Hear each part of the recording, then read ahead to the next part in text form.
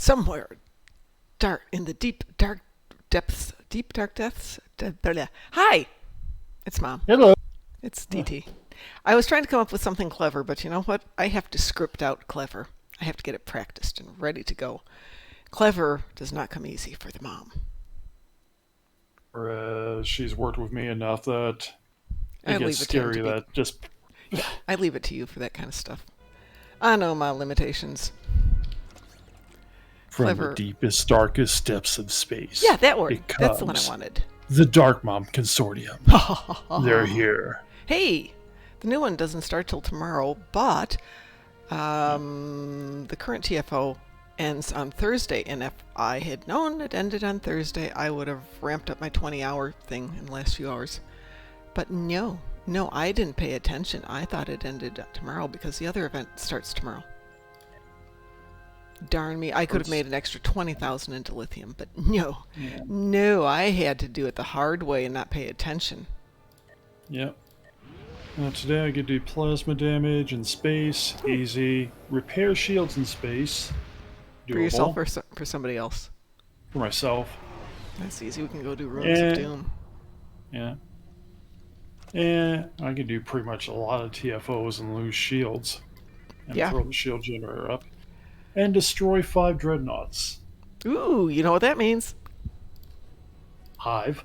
Onslaught. Yeah, that'd be fun. Ed and I did Zenkethi Front as a pug this morning. It went amazingly well. It was just astounding how good that went. I'm going to drag us into the live channel. Then I'll probably that would work. Mark in the live channel. Yeah, live channels work. Yeah. Even though apparently there's only one viewer, and that's entirely possible. It's me.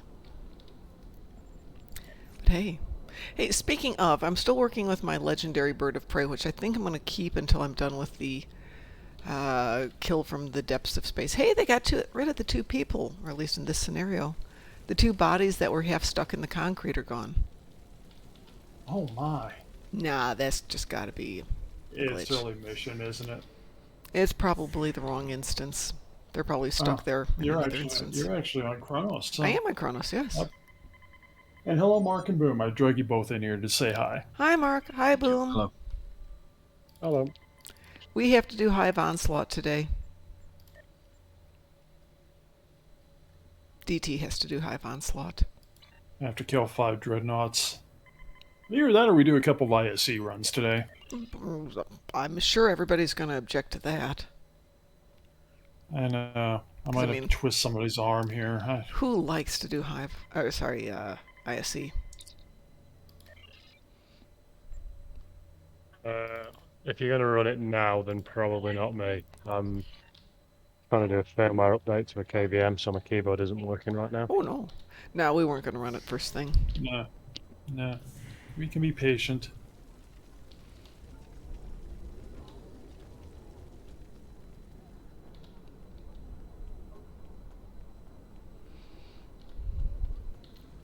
I'm going to send my Gorn to First City and go see if there's Klingons stuck in the ground.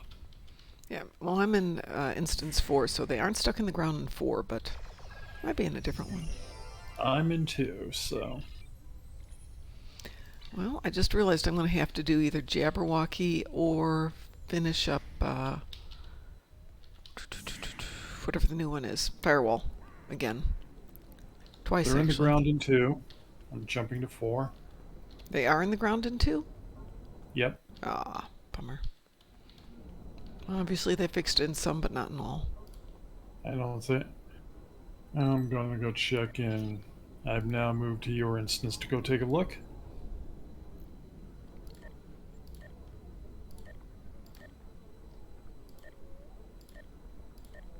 But yeah, I gotta do plasma damage, repair shields. No, they're in the ground in 4. And I was just over there. To 4. Yeah. I was just there and they weren't. Yeah. You can head back over here. I'm down where they normally are.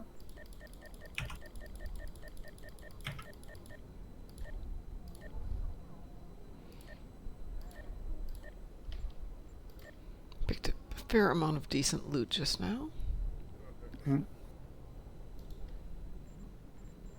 Look, since we put that point of help me stop my hoarding ways, you clear junk out these days. I always cleared my junk out. It's not the junk that's the issue. It's the not junk that I consider to be valuable. It's the secret treasures. DT, they're not there. They're right in front of me. No, they're not. It might be your computer, but I do see them. Look on Twitch. Yeah, they're not appearing in yours. They are appearing in mine. That's weird. That is very weird. Ooh, maybe it's getting ready for tomorrow. Maybe they're part of the old ones. Now see, your feet sink into the concrete, but no, there's nobody there. Do my feet sink into the concrete?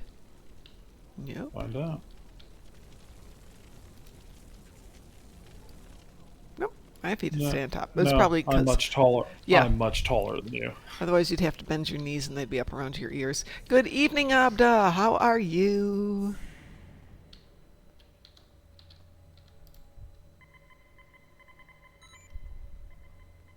But yeah, I almost was thinking maybe I should just turn on share my screen with you, and then you can weird out by seeing them.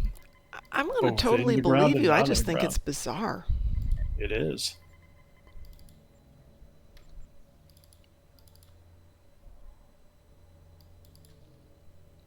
What do I have on this ship? I forgot to do upgrades on that this weekend. Which is alright. I don't have a ton of upgrades left.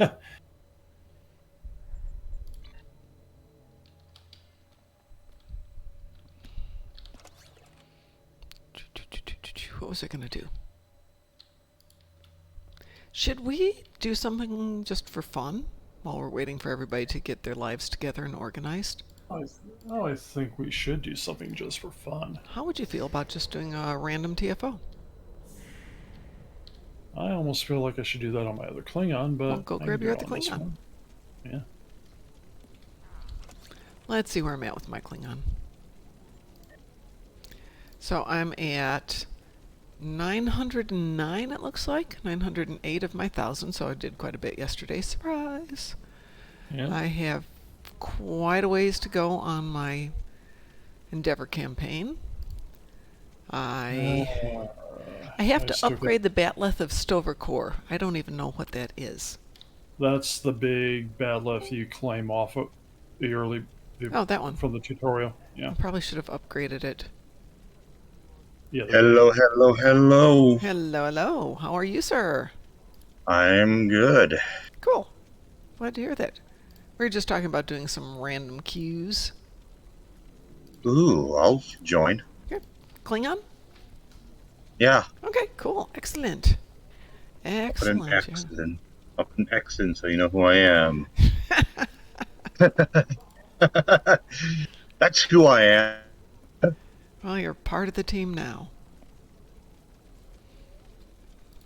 Yeah. I'm at 74 out of 150, basically. Well, that's something. Yeah. Halfway through that, and I still have to do... Gamma Quadrant missions, Discovery, Jula, Klingon Civil War. I got a lot to do on mine, too. Yeah. Give me 1 second here. I think the Klingon KDF storyline's a long one. The first, few stories. They're just long. They're not that long. They're long. I don't play them that long, that much. I don't play KDF. I only have 4 or 5 KDF characters. The Klingons have a much better story than you Federation dogs. I want a Bajoran storyline. I mean, start off as a Bajoran. You do. You just start off as a Bajoran in Starfleet Academy. No, I want to start off. I want to start off the Bajoran military or under the provision government, and then you do realize the provisional government they folded into Starfleet game wise about 20 years ago. It'd make sense. It'd be perfect though. So No, it wouldn't. You've got a good map there. You could have some fun. You could have it being somebody who doesn't hold with the Federation and all the things they've done on Bajor. You could have a good storyline. Yeah, but it wouldn't be. But you wouldn't be part of the military defense force because, like every other member world, that kind of gets folded into Starfleet. Yes and no. I mean, definitely Kira wasn't a member of Starfleet. but later, but in STO, she is captain of. Yes. She's a Starfleet captain. Yes, I mean, they but got. obviously, at one point in you could argue that still there is a Bajoran militia. Yeah. And it wouldn't be that difficult. But that was before they became a member world. Still could be a militia. You could write it well enough to do that, and then making the stories come together would be good. You just have to give a reason to start it off that way. Like with the Romulan one, you've got that whole Romulan arc that takes you through the discovery of Molrihan and the new world for them. So you'd have to have a good reason to write the story. Yeah, that would be good. That's the problem. See, Mar Hawkman says it's canon that the Vulcans still have their own non-Starfleet space navy. You could do it. Yeah, because actually my Vulcan actually has a Vulcan ship. Mm-hmm. I haven't used it yet. We could definitely make this happen. I mean, we have the map for Bajor. We just need to expand it. And you're right, there is. Rosena has a Bajoran militia uniform, so there's still a militia around. We could do it. Yeah, absolutely. Yeah. Bring Ensign Ro back. Well, she should be a lieutenant. Or Ensign Ro left Starfleet, joined the Maquis, and then kind of engineered a raid on the Enterprise under a spy mission, and kind of then betrayed them and fully joined the Maquis. The role of Kira was written for Ensign Ro, wasn't it? Pardon? The role of Kira was originally intended for Ensign Ro. Really? That makes perfect sense, though. That makes a lot of sense. Yeah. But she went into films, didn't she, and stuff? I don't think she wanted to come back. I'm sure she was asked to come back in the next gen and stuff. Yeah. Scheduling and stuff. Yeah, I know she didn't want to do TNG as a long-term series because she didn't want to make the commitment. Yeah. And that would probably carry over to DS9 for that whole thing, too. I mean, television work is grueling. Yeah. As Genevieve Bujold quickly learned. Took her, what? 2 days. A day. 2 days. Oh yeah, the original Captain Janeway, right? Yep. Genevieve. This is hard work. I was watching the side-by-side comparison of the videos of how she played the character and how Kate Mulgrew she was struggling, couldn't you? Even when on the videos, she was more reserved at that point than. Yeah. Well, 2 days in, have you got the character figured out? Yeah. Well, it's the same scene with Kate Mulgrew, so they approached it a little differently, I think. Oh yeah, absolutely.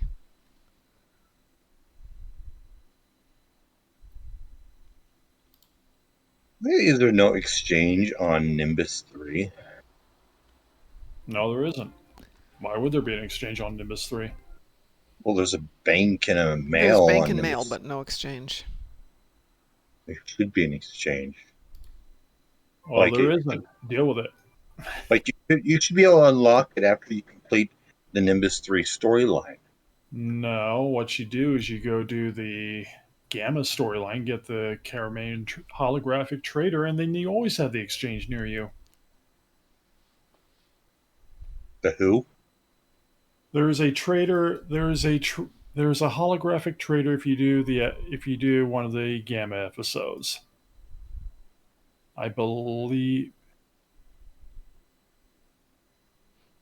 Probably the Lucky 7 one. No.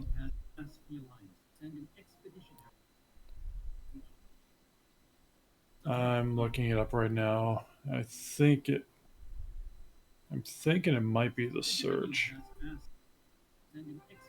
Yep, it's the search. Do the third episode in the Gamma Quadrant arc, the search. Yeah. That's one where they're looking at that facility, right? Mm-hmm. No, that's the one where they're going to get Quark. Yeah, but they're at a facility and they have to go to the different rooms. Yeah, but there's a different facility, which is the whole place where they built the Herc. Daenerys Torquent? Or are you talking about the... No. No. No, the search is the one where they... The search is where they find where Garrick finds devices and the slap that makes you go, ooh, right. I felt that. Yeah. But it's definitely at the facility. Yeah, the other one that's more like an outpost or a bomb shelter. The facility would be more. Let me find the episode. Doomed to Repeat was the Doomed to Repeat was the facility where they run into. Isn't that where they've got the Fakiri as well? Yeah. Okay. That's where they. Yep. That'd be the Doomed to Repeat's the facility. Well, since we've got 3 of us here, shall I just queue us up for a random TFO? Yeah. What rank are you? We don't need tier 5. Oh no, we can just do it. What rank are you? What rank are you? I'm captain by now. What are you? I'm a captain. That's what number is that? 34. Oh, okay, you did good. Yeah. I had those Jem'Hadar Gamma Quadrant research for duty officer. Well, we are queued up for something. Yeah. Hopefully I brought home my phone charger last night. Today. Hopefully. Yeah, maybe I left it out in the car. You hope. Well, I've got a spare in the car always. I have like 15 cords for my phone. Yeah, I know. I'm the same way. Try and leave one in the car because I'm forever leaving them someplace, and I always take mine to work, and I wrap it up, and I throw it in my book bag, and then I usually forget to take it back out of my book bag, and then it's like, oh, heck, I'll just stop and get another one. I have one by my bed. I have connected to my stereo for my phone. I have one connected to my computer, and I have 2 in my bag. Wee woo. Wee woo? Yeah. Okay. Can't do Wolfie's me wee woo. Wolfie was kind of on this morning with us. She was in I saw chat. her. She was on last night, I think. Was she? Yeah, she might have been streaming last night. Because her last night, at least. Yeah, or her morning. It would have been my last night.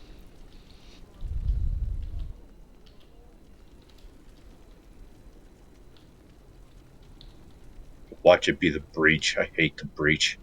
Can you even do the breach in your ship? I don't think you can do the breach at your level. Yeah, we have more than we had for options yesterday. Oh, yeah. This one again. We got to get you a little bit higher so we don't have to constantly do this one. Yeah, this is the only one we're going to do because you're level, man. No, there's 5 ones that he could do. I'm going for Gamma again. I have Genesis seed this time. Okay. I got my Genesis seed, so I am good.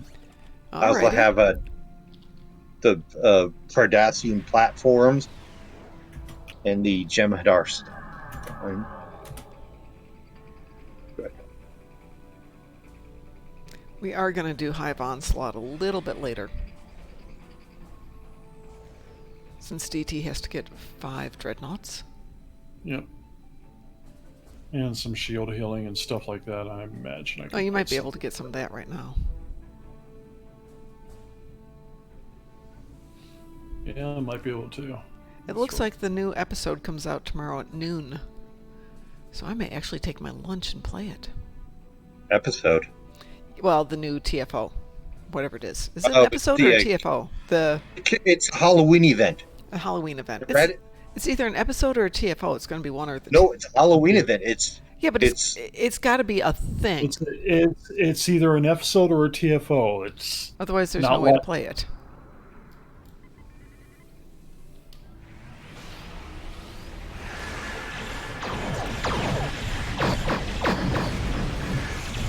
Let's see, Best Served... No, not Best Served Cold. What was the old one? Hearts and Minds.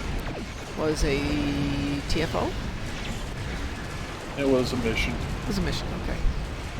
This is a very short mission, but it's a mission. Well, if you play it 14 times in a row, it becomes super short. Okay, I will head over to Alpha. I'll be Gamma. Looks like these other two are going to Beta. I guess I'll go help Mom over at Alpha.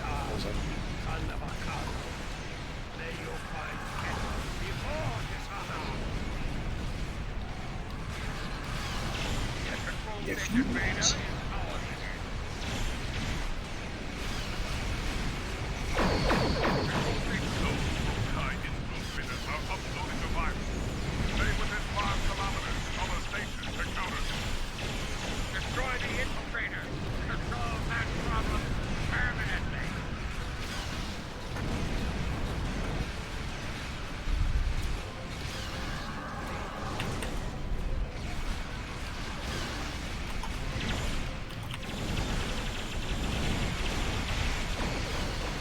I need help at Gamma. On my way.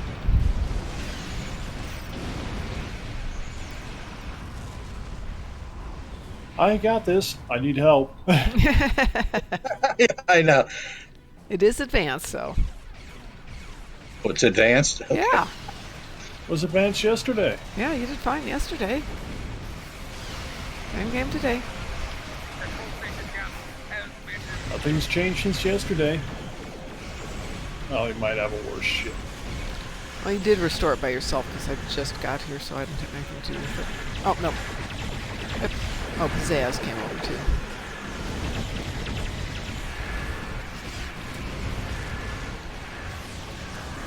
Well, if you're okay, you want to head back to here to Alpha, and then well, I don't have a problem right now. I'm just figuring I can go down and murder ships when. Okay. Oh, we still have almost a minute and a half for that. Yeah. Okay, Kel showed us it's a TFO reminiscent of Cat's Paw, so that'll be cool. Yeah, that's what I was saying. So it's like in a way, it's a Halloween event type thing. Right. No, it's a TFO. Well, it can be a Halloween event and a TFO. Because it's the species from Cat's Paw. Was that on last week, Marhawkman? Because I was busy eating guacamole and hummus and driving. And they were going over that whole Kirk class, as I want to call it. Miss sounds like a disease. Did you see where the launch got delayed till today? Blue Origin with Shatner. Is it because everyone was wearing red jackets? No. What we needed to do, and I saw this was a brilliant post on Facebook. Yeah. When Shatner's up in orbit, when he comes down, everybody needs to be in Planet of the Apes masks. I saw someone saying we should dress up as Orn. Ooh, yeah. That'd be a little bit harder to pull off, though. How about we all just go as our mirror selves? I have the goatee. Well, then I'd have to shave my goatee. No.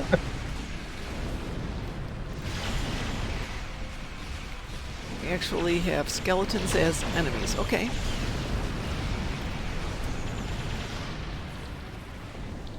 Okay. You're going to go down, I'll watch here. Yeah, I'll go down. Okie doke. Unless you want to go down, Yeah, I don't really have enough firepower to be able to stop things. I have firepower, I just don't have the raw speed, but firepower. I've got some disruptor cannons and Kantari missiles, but I'm going to stay here. Yep. A little quote from C-3PO. I am going to stay here. So there, Ollie.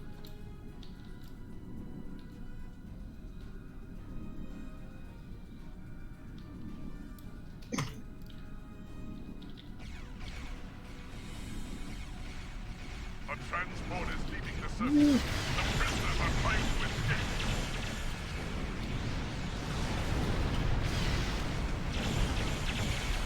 Okay, infiltrators are headed toward Alpha. Destroy them. Kobayashi Maru. I don't want to die. I'm just going to watch.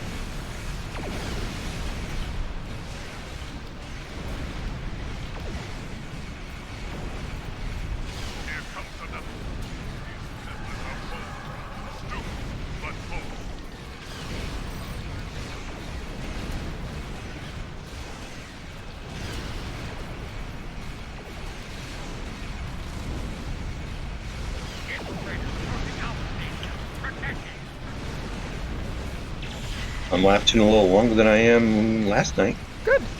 Well, yeah, you're higher rank. You're a higher level. You should last a little longer. Well, also I didn't have my Genesis. Genesis C is not a thing to win with. It is a tool. It is part of your arsenal. Right. I know, but it's really good arsenal, though. That's all I care about.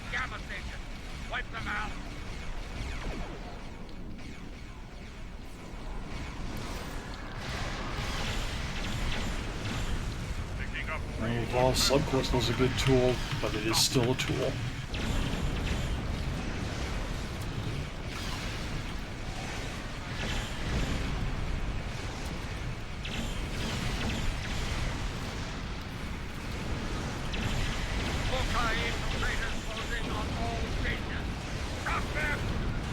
How are you doing with the, whatever the hell they are, transports?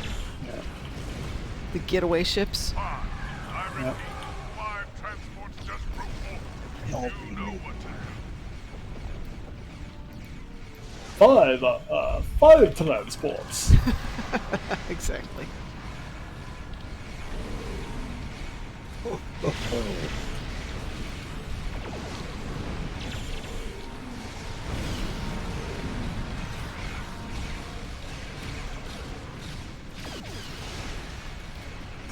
All ships, these transports are making a breakthrough.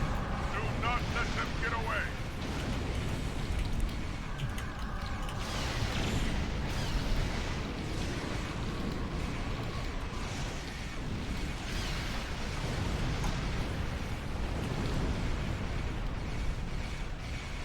How are you doing over there, Gamma? I'm only at half, almost half. Well, but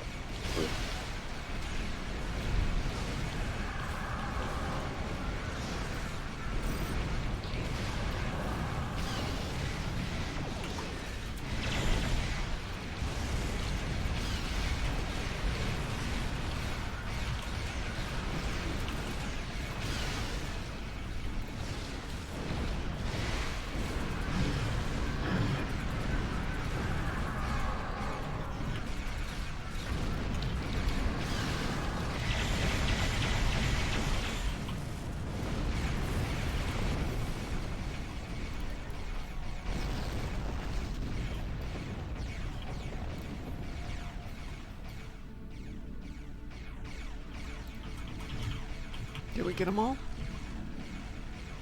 And just doing the captures now. We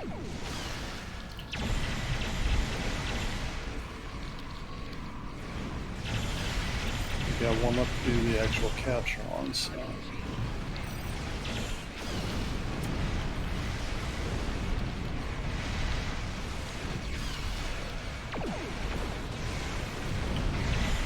That should be all the ones that need to be captured.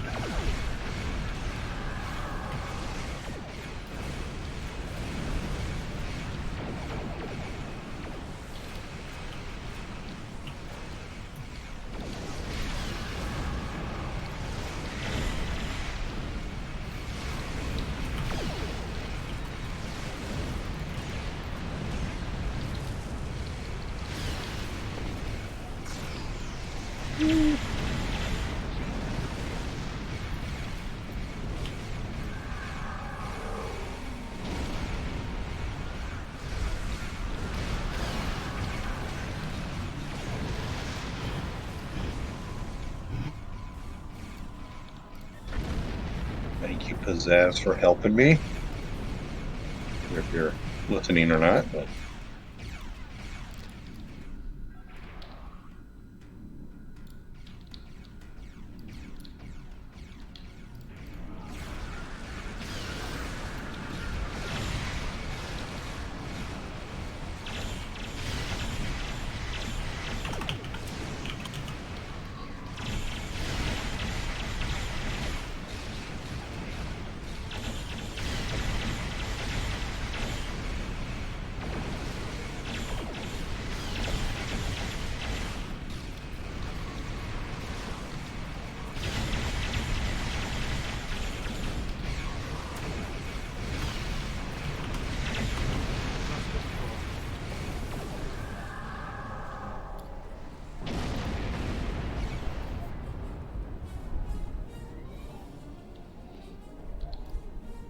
like repaired.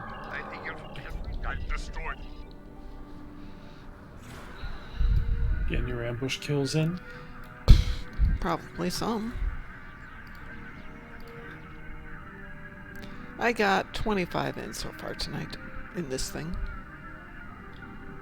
Very nice. Mm-hmm. Yep, still got a ways to go for my 1,000 and then hit 250,000. No, 2,500. 250,000 would be a lot. I'd still be working if it was 250,000. Yeah, we'd all still, well, maybe not Augie, but the rest of us human beings, yes. Yeah, it was Augie. It's like, you got 250,000 done in how long? 10 minutes?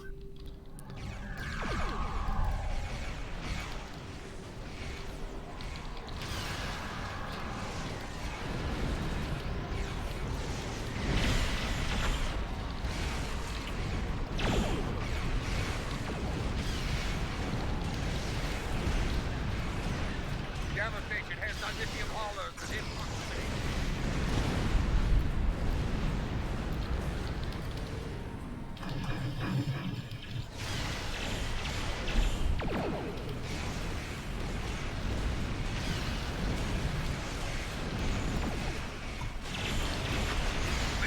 Beta and Gamma station have lithium haulers in proximity.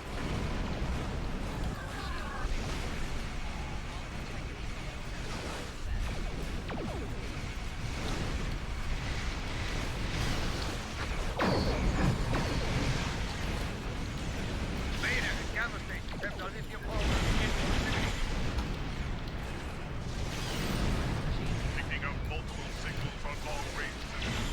Looks like I didn't.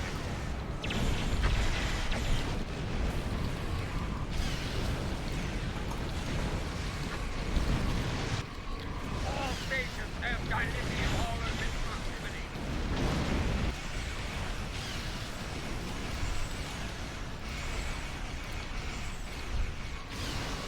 Lithium haulers are dropping out of order. Keep those stations secure. Beta and Gamma stations have lithium haulers in proximity.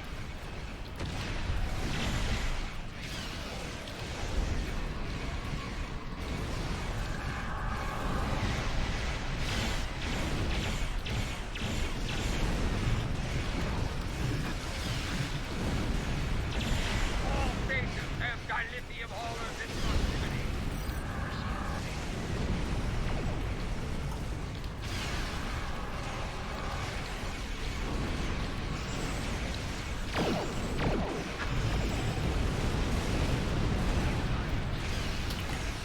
It's a shame there's not something like Metreon gas we can do.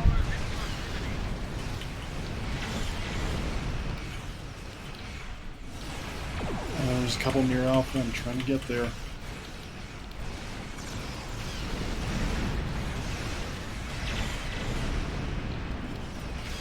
We're good. All stations have lithium haulers in proximity.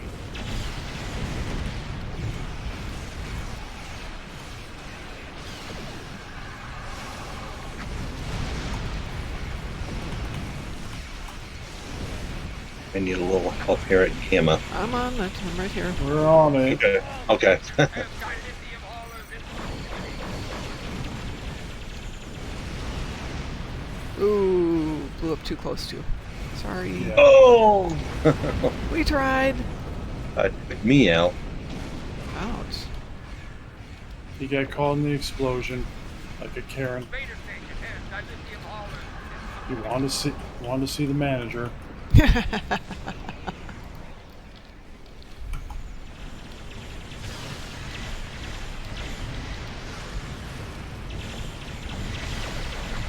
There's no more Gamma, huh? No, it went exploding. The last lithium hauler, we were shooting at it and blew up right next to it. Has lithium haulers within proximity. And it took me out in the process. Yeah, it does that, doesn't it? All ships, withdraw. Ooh, we got a very rare reward on this one. What do I need? Yeah, I got a common one.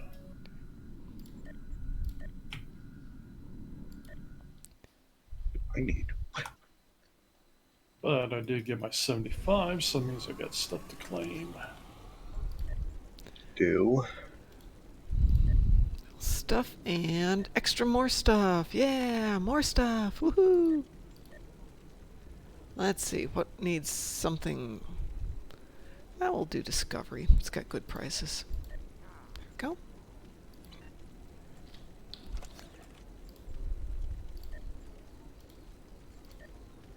I always take marks that I don't ever do missions like. Yeah. Competitive. Like, yeah, competitive, Iconian, well, Gamma.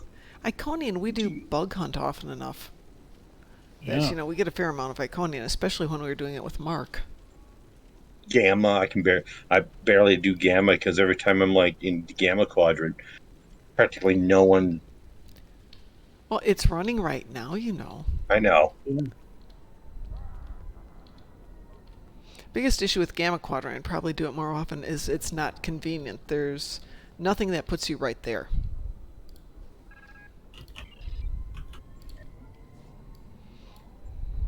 Do you want that? No, I don't want that. 84 marks of my choice. What do I need?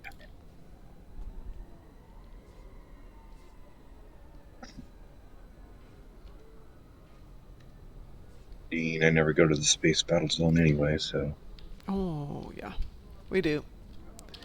It's a thing. I'll go once in a while, but I don't go there like all the time. No, I don't go there all the time. If I'm going to do Undine, there's a couple other Undines I'd rather do. Yeah. See, the main one I always get first is always the Romulan one. Really? Yeah, that's the first. The marks I always get is Romulan because. Oh, well, you can get those on the ground missions so easily. I know, it's so fun. But no, I'm not arguing. I do it all the time. I like it because the shield for the final for level 5 or tier 5, you get the shield or that special shield, quantum shield. I don't know what it's called, but I can't get it yet because I'm only level 34.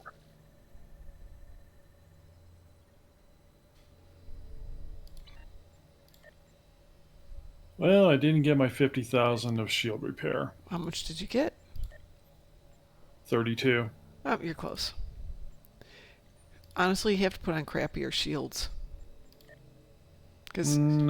No, actually, I have to kind of hold off and take damage. What weapon am I carrying? Right here is a really good question. Terran Task Force Disruptor High Density Beam Rifle, Mark 13. Reputation. Somebody suggested it as being an excellent disruptor ground weapon. See, mine were easy today. I think one was it Clay Dabo, I think. And then I had 2 ground ones. Was 20,000 disruptor for the rare one, the ultra rare, and then it was whatever. And then the other one was defeat Voth on ground. Oh, that's terrible. Yeah, I know. Such a it was challenge. Like 10 Voth. Yeah, 10 Voth. I did that. Did both those at the same time. I needed the team though, man. No worries. Thanks for asking. But yeah, I needed some decent ground weapons, so I'm finally investing in some good ground weapons. Speaking of which, ground armor. I like the stuff you can get off the Romulan Imperial Navy, but second option, anyone? For? Pardon? Ground weapons? For ground weapons? No, ground sets. I mean, I really don't have anything on this tune. You can do the mission with what the hell is their name? Give me a minute. Well, there's 2 ground ones. Romulan Unless you want Imperial. to count the sump pack weapons. You can do the Nicole ground mission. There's a good shield there.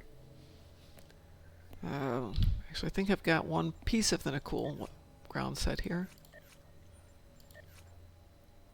Yeah, I've got the Nakul temporal operative armor. Language. Yeah, well, there's not a lot of Lobi left at the moment, Haltech. So, what have you been doing with your Lobi? I bought some Boimler effects and gave them to some people. They needed them. They didn't have the money for them. So, yeah. Yep. Hey. So I went ahead and bought some keys, and I will open up some stuff and see if I can't get some things and sell them. I got the one officer I was looking for. But I've noticed a difference already. For that price, I better notice a difference. So what shall we do now? That is a good question. Anybody have any endeavors they need to do or needs to do the daily for the event or anything? I'm not going to say no to Operation Wolf. I will change over to the big gun for Operation Wolf. I will switch tunes as well. This tune doesn't get anything extra from it. I wish I could just not turn it in until tomorrow morning when I need to turn it in. Yeah. I have 7 hours before it's due. I don't need the extra dilithium on Jason, but... Does everyone have any more the Agonizer one? Which one? The ground one? The one field? Yeah, the Agony Field Generator? Yeah. No. I don't have one to give up at the moment. Let's see. I don't think there's one in the bank either. I looked for it. I looked in the Klingon bank anyways. I didn't... No, I don't think there are any at the moment. Let's see. Agony Field. It's not... That's... Ooh, 25 million. I don't think so. Well, yeah, for the... Agony Field Generator is one of the super popular kit modules. It's a great kit module. It's I love it. Well, I'm at it. I should see what Boimler's going for today. I'm going to say around 90 million. Oh, so it really hasn't changed too much. I haven't looked. Yep, 90 million. 88. But 88, 90, same. Going down it's going down a little bit. A little bit, yeah. Only problem with me of like wanting to pull stuff out of the fleet, everything in the fleet bank is XII, like level 12. Yeah. Well, so you can take it out, but you can't use it. Yeah. Okay, which brings me to what we should do right now is we should run a patrol with you to level you up just a little bit more. The simple trick is that you can simply have one of your other characters do R&D and make stuff. Oh, that would be too easy. Why is there a giant butterfly over here? Oh. It's a drone of some sort that's just shaking. Look at that. Oh, maybe it's a bread butterfly. But that's the like .23 drone, isn't it? Yeah, I think so. There it goes. Okay, it faded away. Insane pathfinding sometimes. Maybe it was trying to pathfind to a player that it wasn't on the map anymore. That could be, and it did fade out. Because, it did eventually fade out like it would if the player was not here. It always confuses me the levels for KDF and Federation. Yeah. I don't know what Major General would be for KDF. Lieutenant Commander. No.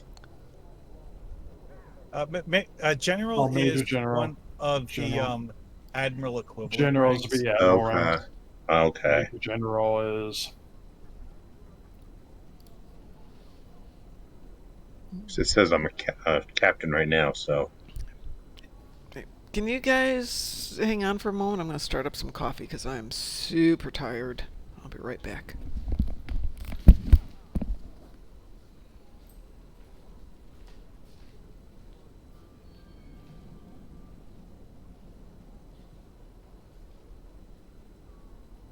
Since I'm queuing up, I'll go to.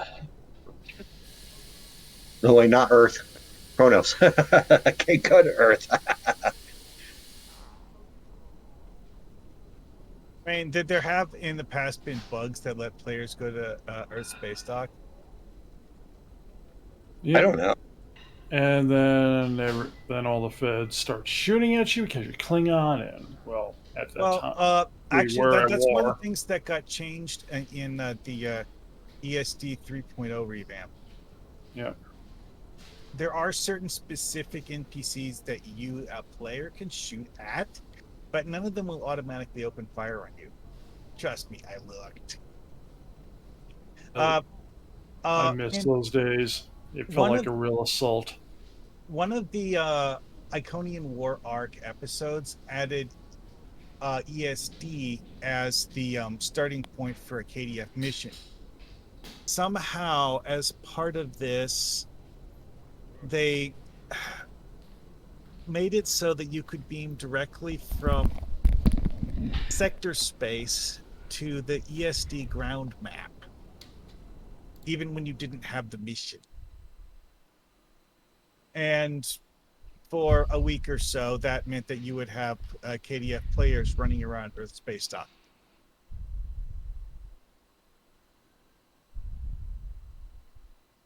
I remember the old space dock. Which one?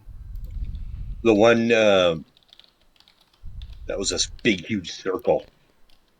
The one that you run into when you're doing, oh God, which one is it? Where you have to rescue, or where Cooper turns into the Undine. Is that the one? No, where that's actually 2.0. Egg turns into the Undine, or is that the second one? Yeah, that's the second one. Wow. First one is more like Starbase 47. Wow. Okay, you know how in Starbase 39 you have those two arc sections connected with a hallway? Yeah. ESD 1.0 was kind of like that, except it had 4 arc sections and a central hub that were connected with spoke hallways. Okay. Isn't there a station still like that we run into, I think, for the anniversary event? No? Nothing really exactly like that anymore. Oh, not exactly, but similar to it. Hi, Kronk. How are you doing? Like I said, it's the same general architecture used for Starbase 39. It's just a slightly different configuration and larger.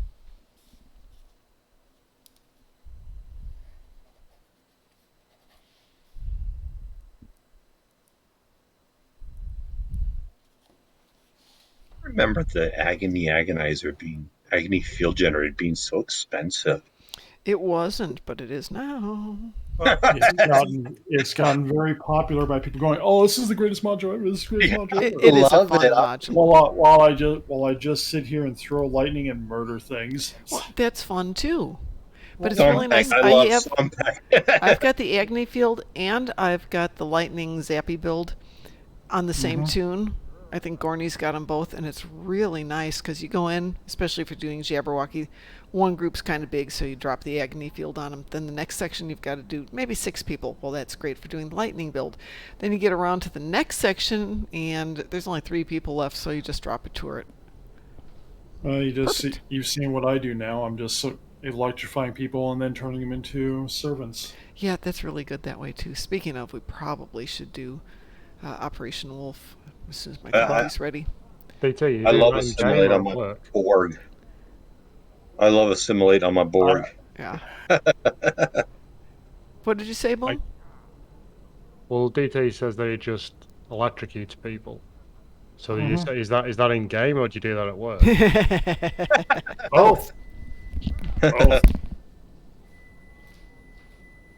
There are times where you must go give somebody a good shock. Like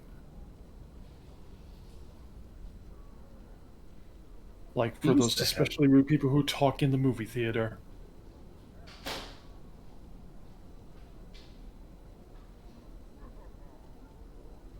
I've never even opened a Discovery module box.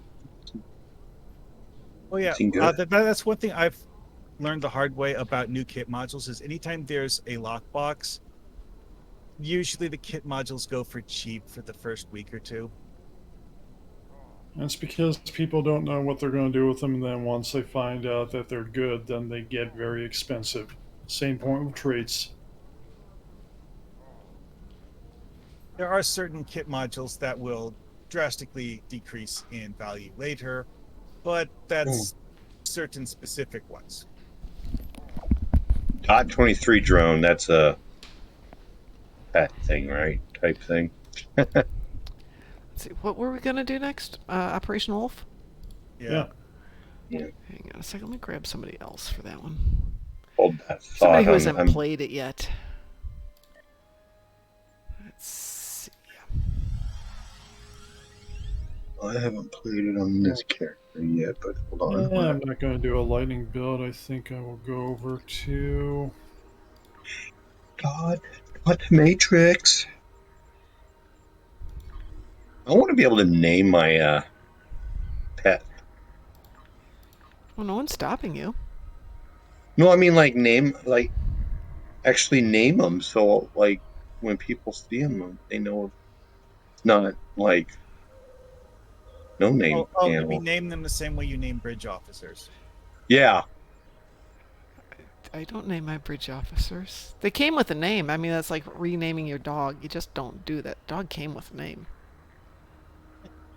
It doesn't mean... Well, I sometimes rename them. Well, Ophelia, who is Darling, is known as Fifi because there's nothing better than a big pit bull named Fifi. My husband hates Fifi. Is a name, not as a dog. I've got Marhawkman. Anybody else? Me. Same person. Okay. Well, what is it you're doing? Operation Wolf. Operation Wolf. If it'll let me. What faction? KDF, but if we have enough, we can go private. No, that's fine. I was going to do it on my KDF character anyway. We'll just flip over. Okay. Hopefully I'm in enough to do private. Okay, let me make this private then. I got bored waiting, so during the time we were waiting, I started running around the Kobali rooftops. Hey, I'm gonna kick everybody from the team. No, so everybody's in the private. Okay. Everybody's in the private. Alrighty. Need one more then. I haven't looked at what the DOF 10, the 10D DOF does, Musin. Okay, it's simple. 10D is when you use a heal ability, it will sometimes give whoever's affected by the heal ability a short recharge time reduction. I think 2 seconds. Wow. For kit modules. Here's a trick with that I noticed that is kind of insane. 10D works with devices, any heal, kit module or otherwise. The crystal. Yeah, exactly. Is everybody ready for me to launch this? Sure. Yeah. Okay. Yep. Okay. The catch, of course, is that it can't be used by the KDF or anyone allied with the KDF. Oh, bummer. That's not fair. Happened. Because 10D is a Federation officer, not a Klingon. But we're all one big happy family now. And besides, one big happy fleet out here. Yes, exactly. Oh, there we go.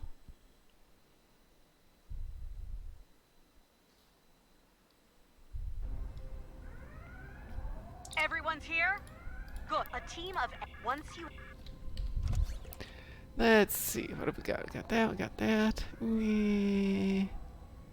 Yeah, we're good. Admiral. Unless I happen to have... Admiralita, blah, blah, blah. Understood. Good enough. Good enough.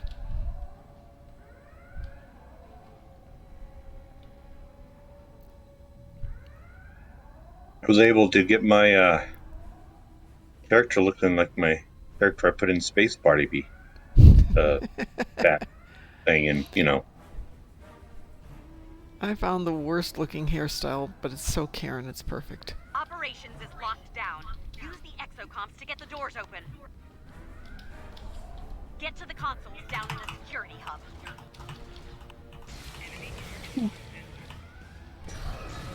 Deploy exocomps to the consoles. Once all three are set, they'll start cracking the security. I'll cut through the security like a hot knife through soft butter. My exocomp is Serial Killer? Seriously? That's my exocomp's name? I love that. All right, they're named after characters from the movie Hackers, I think. Wait, what? Zero cool. Yep. Attention terrorists. Your efforts here are doomed to fail. Acid burn. Wow. Mine.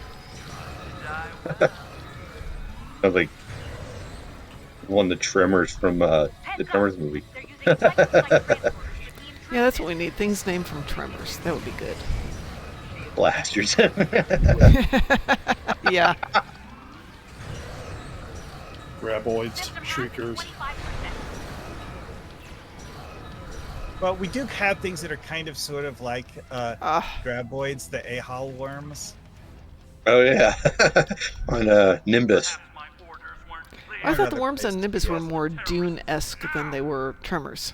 I mean, they also resemble Dune, yes. Well, the ground shakes when they... No, actually, I just did a Klingon mission, and the ground shook when these worm things popped up.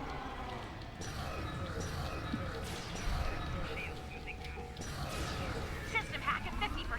Keep those exocomps working.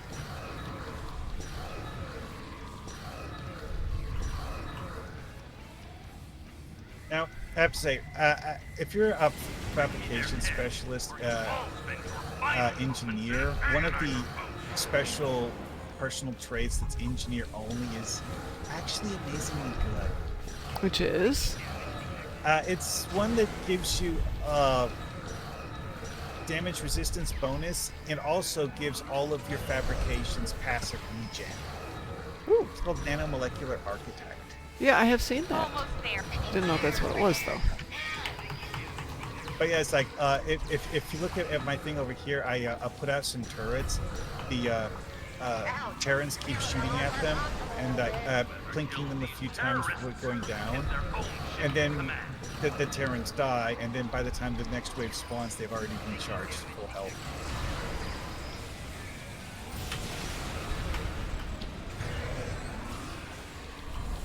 And those rare hit modules don't... You can't pick those up on killing Terrans. No. It'd be nice, though.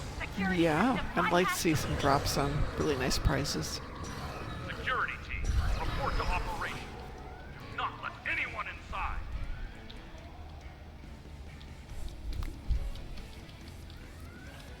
No, that's... Oh. Now we go do Admiral Quinn, right? Yep. Go up through the middle. You will die, Mirror Quinn. Before the Terrans delete all the files. Lita, I don't have time to waste on your lackeys. Oh boy. Face me your... That teleporter kit module makes getting down here really fast. Okay, chums. Oh boy, here we go again. Okay, here we go. Keep those exocomps intact. At least you don't have somebody named Peanut Hamper yet. I still haven't managed to get that DOF to work, but I stopped trying a week ago.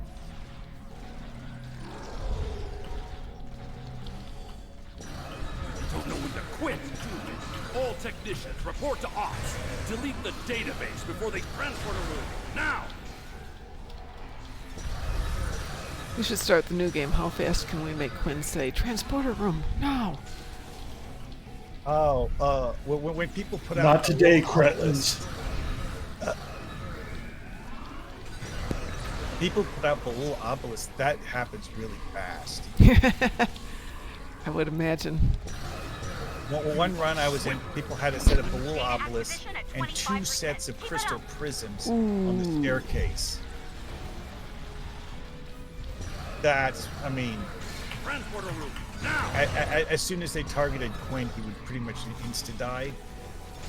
Yeah, I have one tune that's got the prisms and the obelisks. And I use it down on New Tholia to kill the spiders. It's amazingly fun. You set one up in one location, set the other up in another location, go have a coffee, your Tholians are dead, all's good with the world. You are It's actually a nice little effect. Have you noticed the effect on the screen? Where the exocomps are working? Yeah. It actually shows you which files have been copied and which have been deleted. Very cute. Data acquisition at 50%. Watch out for trouble. Oh, one of the things that I found amusing about this is that knock and pull effects actually have a special function in this part of the event. Oh. Okay, you know how they have the thing with like the mirror technicians go to the consoles and try to delete files. Mm-hmm. If you use a knock or a pull effect to relocate them, it will interrupt their deletion attempt. Oh, that makes sense. But it's not one of those things where you have to kill them to relocate them. You can actually just knock them off their feet.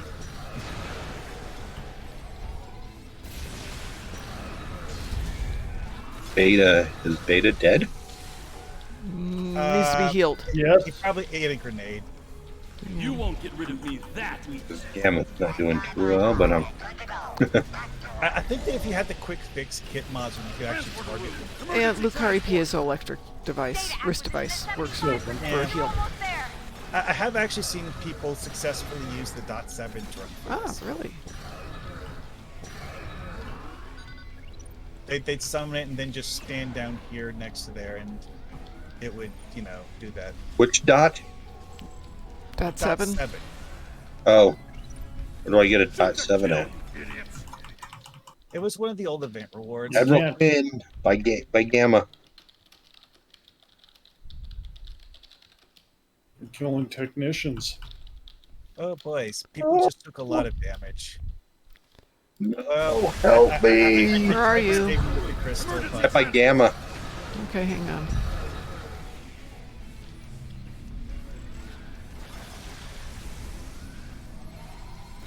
I'm doing so well.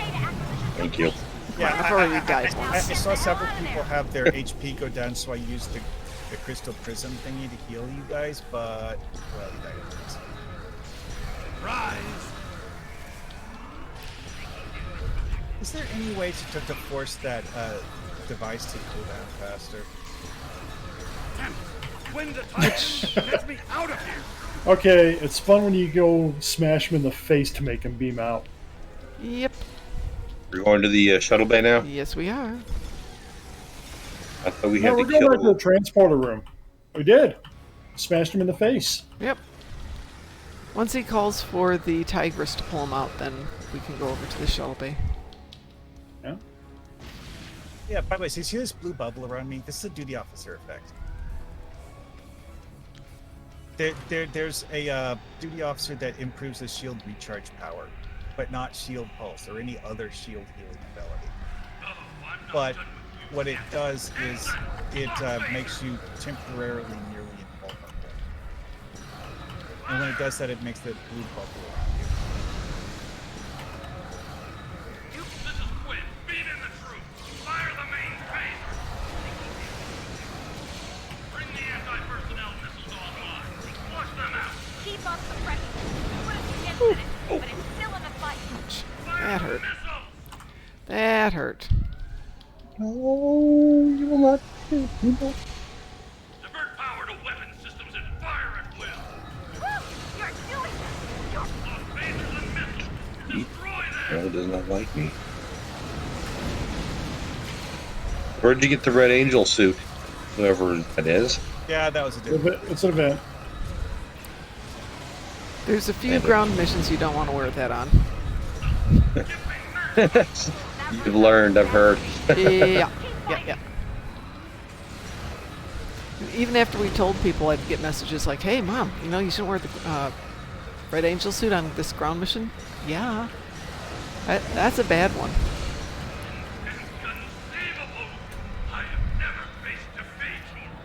Did anyone else see the damage effects blink in and out of existence a few times? Yeah. Oh well. And out there's still a spaceship just going by. I'm envious. Nunberg. I think that's the Nunberg. I don't know how to say that name. Which one? Nuremberg? No one. Oh, I think I'm getting some. I just got 2 followers in a row, but Ooh, I don't see 2. Wow. I don't Could see be 2 bots. people watching. That's the thing. I'm gonna pour my coffee. Be right back.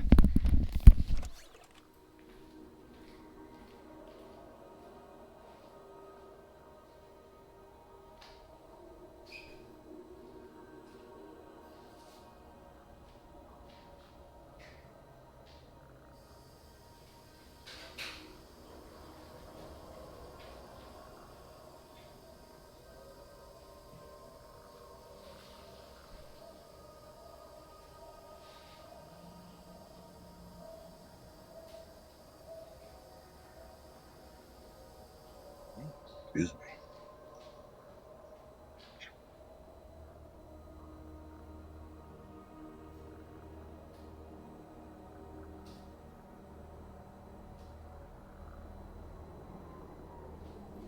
Yeah.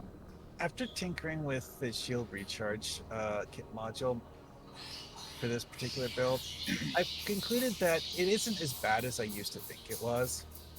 However, the fact that it's a single target and kind of makes it a bit of a bother because it's difficult to use it on allies. However, it has a really short cooldown. So doesn't suck. That's I don't know.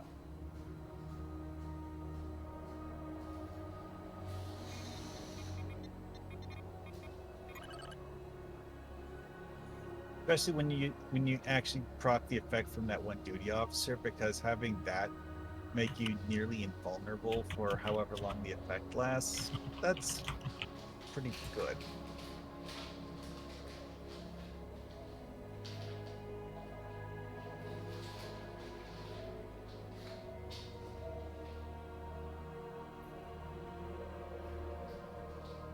Oh, can I have? Oh no, I cannot. Never mind. Answered the question. Scratch that question.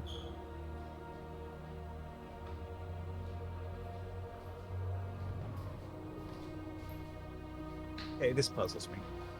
Somehow I did 1 and only 1 physical damage during that TFO. How do I know this? Because I looked at my endeavors and it says physical damage ground, 1 of 5,000. And the point being?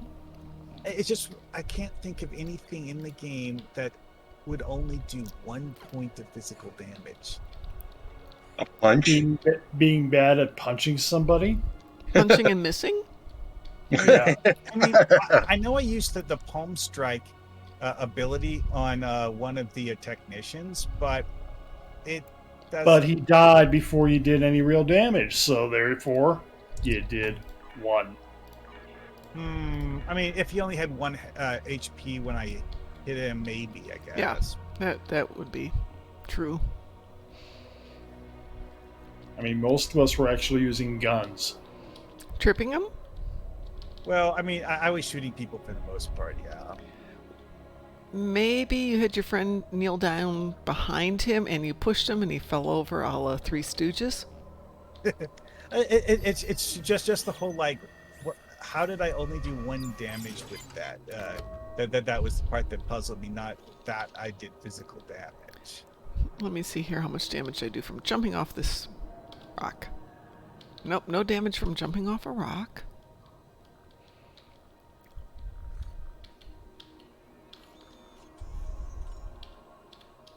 If I can climb up this rock.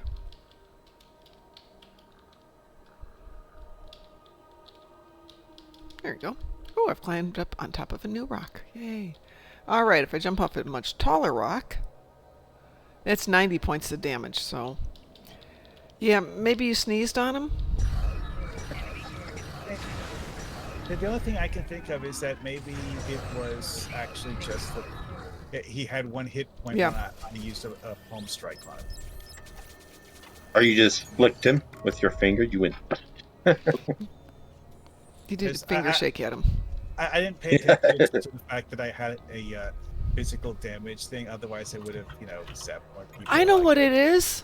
You hurt his feelings. You told him that his dress was ugly. You bruised his ego? Yeah. Or we just don't really care and we move on. Oh, I didn't really care. I just found it to be, You've been talking about for 2 minutes. How did you not care? Yeah. The Lobi store doesn't sell kit modules. It does actually. I don't see them. Well, it's one of those things where they very, very rarely put that specific item in there. If it has any, that they'd be in the winter events or ground gear section. Yeah, but that would be under events. Yeah, it'd have to be under events because I'm not seeing them. Okay, see here. Gun. Kit frame. Ground traits. Weapon. Armor. Weapons.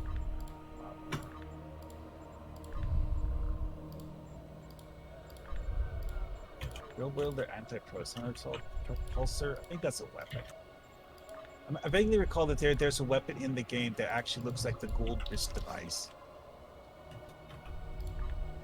Where it actually looks like you just like pointing your palm at someone and zapping them with energy discharge from your palm. Well, there's a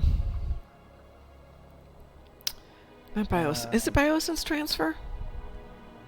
Yeah, Biosense transfers has kind of that effect. You go racing up to him and palm out at him.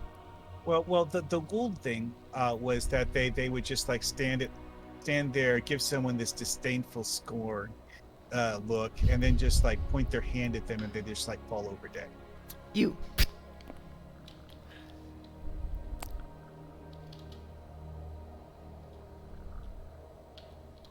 All right, what are we up to? Are we ready to do a onslaught for DT? Were we talking about trying to do a SAMPEC? Yeah, we're going to put together a SAMPEC evening. Let everybody get prepped for it. SAMPEC is something else. Yeah, we will do evening dedicated to SAMPECing. In fact, it'd have to be on. Like I said, I want to be able to join in on because it has to be on a Monday or Tuesday because I work all the other days. Hang on a second. I happen to have my schedule right here. All right, Thursday, Friday. I'll make Saturday, Sunday here. Monday.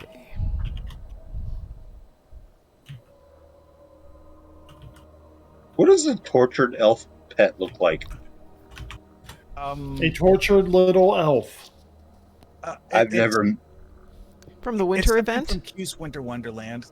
The tortured elves are one of the enemy types that you have in there. Okay. I don't ever think I've ever seen a tortured elf before. I'm trying to remember exactly which part of the event you find them in. It's in the not the Fakiri. What's the Krampus? The Krampiri? Oh, right, Krampiri's minions. Yeah, his little minions. The Krampiri. I don't know that one. In the winter event, the big tornado guy, and he drops packages. Oh, and you have to chase him to kill him? Yeah, his little minions are the tortured elves. And he has this thing that looks like a broom that he whacks you with. Mm-hmm. And he has the basket. At you. Yeah, and he throws the basket over you. Mm-hmm. That's him. Okay. All right, I'm going to switch over to Federation. Hold it, DT. Do you want to do Federation or KDF for your? Yeah, it'll be easier to go Fed. Okay. Much easier. All right, grab your Fed guys, and let's do Hive Onslaught. What Hive? Who's Hive doing on? it? We're doing Which it one's as a Hive lead, or- Onslaught? Hive Onslaught. That is where we go in and we take out tactical cubes, spheres, and regular cubes. Then we go after the two. Oh yeah. Then Then the then two you have to fight toothbrush holders, three of and them. then the queen. Yeah. The one that's infamous for having a whole lot of people die to the feedback pulse at the end. Not Do we if you need- kill her fast enough. Yeah, really. Are we doing it on elite? We sure can. And I'm just asking, is if we're doing it on elite, then someone needs to tank. I don't mind doing the tanking. Well, I'm tanking, but Oh, okay. I'll stay in the ship I'm already in then. okay. No, I got my tank. How many people do you have, Mom? I have currently DT and Boom, and me. So I need 2 more. Let me change to one of my If we're bad gonna- tunes. Yeah, if we're going elite, grab your bigger tubes. You will need one of your a really good tune to do elite. Yeah, I'll join if you want. absolutely. On Let me get sites. my. Let me get my Jem'Hadar. Go grab them. Yeah, I know, Musin. You can subnuke the feedback pulse if you're a science officer. Yeah, but do we have a science going with us today? Probably not. X in the chat, Mom.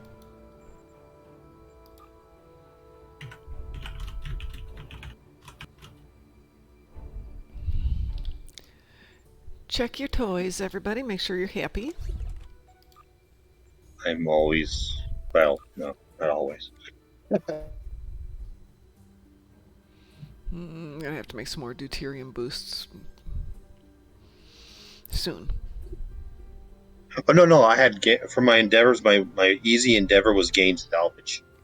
Oh yeah, I love those hard days of click. Oh, so challenging. All right, I'm gonna queue us up for Hive Onslaught Elite.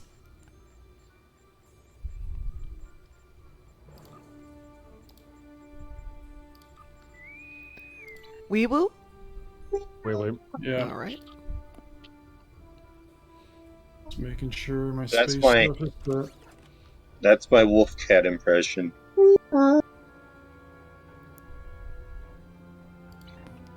I wouldn't give up your day job for that.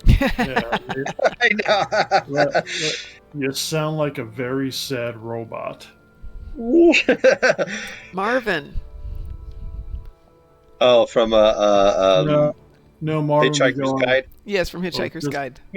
I've seen part of that. Just kill me now. It would be so much easier. Was since that we're Alan all Rickman going to in the die. movie? And- yeah, that was Yes, Alan that was Rickman. Alan Rickman. Oh, God.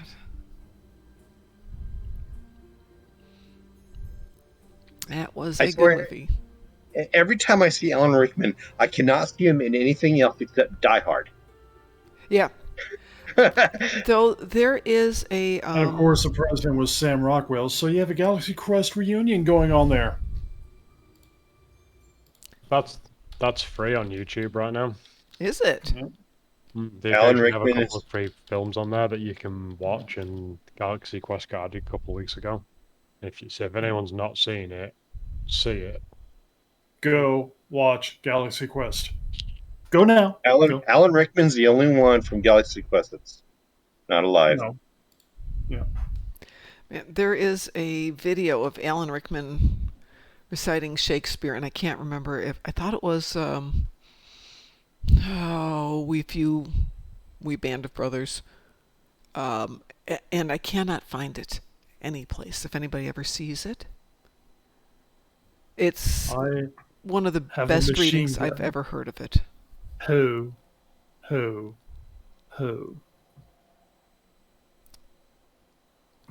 I think the Cumberbatch dude. Yeah, He does a good impression of Alan Rickman. really? Yeah. Benedict Cumberbatch. Yeah, he does a good impression of Alan Rickman. Have a look in the stream chat channel. I shall do that. I've just remembered something. Okay.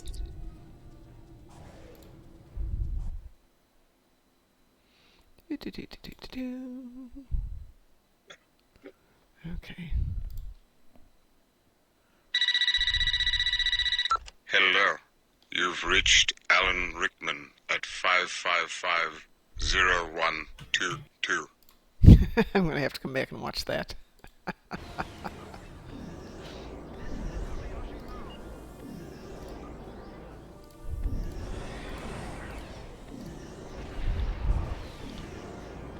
Accept the gift. That keeps on giving.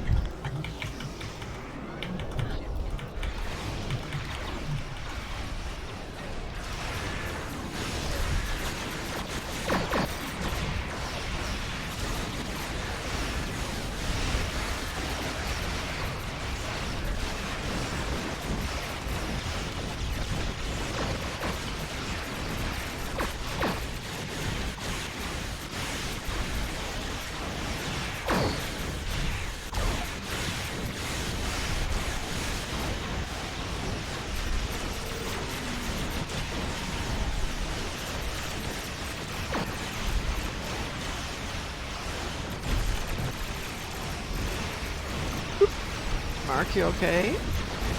No.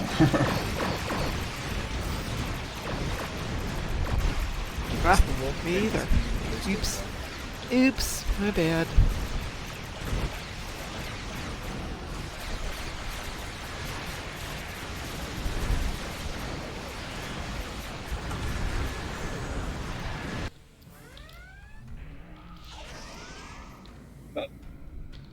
I died.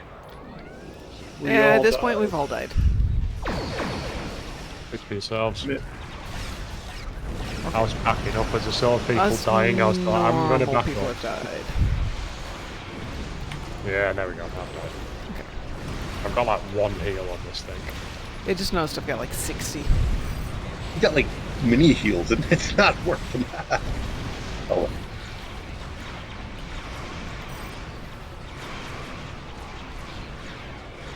It might help people start shooting the spheres. Fine, I'll go shoot spheres. But I'm aiming for. Horrible pay for. No. Nope. Hide again.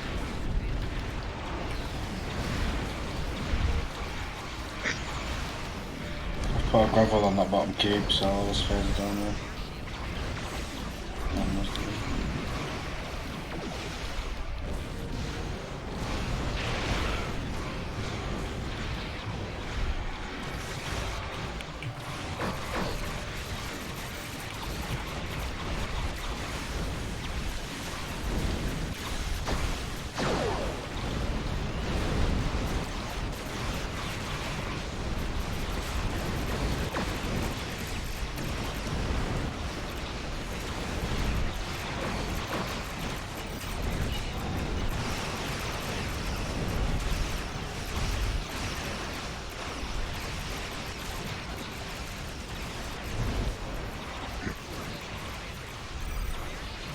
Did you think you had destroyed?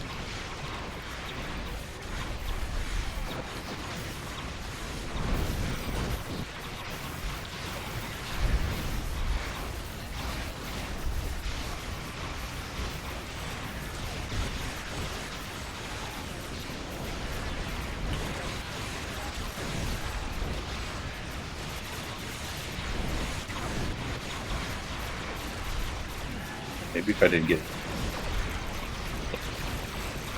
blow up.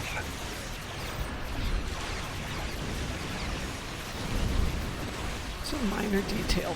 Barely an inconvenience. Yeah. That's what I was trying to go for.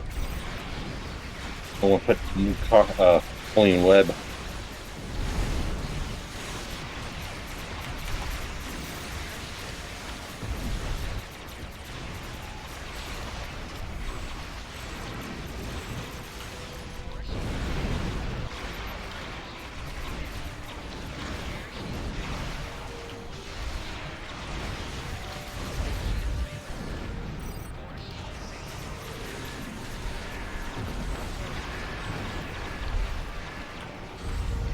Yes.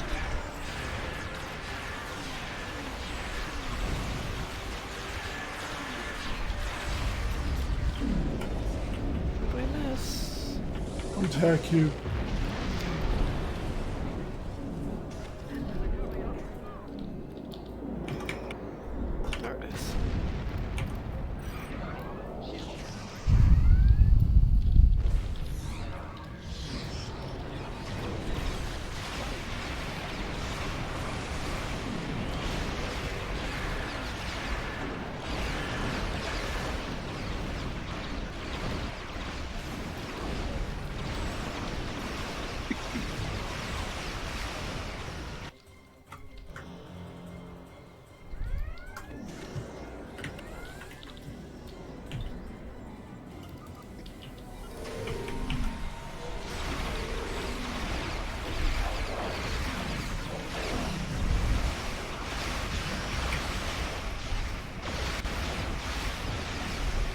Whose ship is that?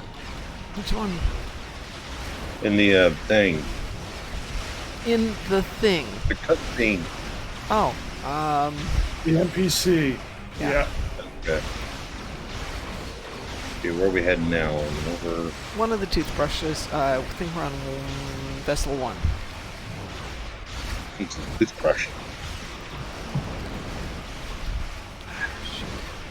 The back pulse is on.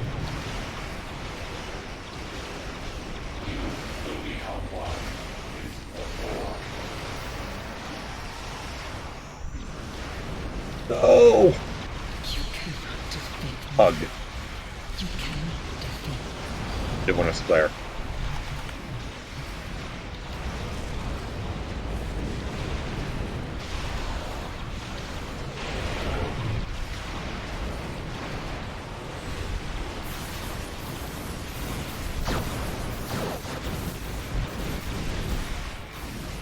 Okay, vessel 2.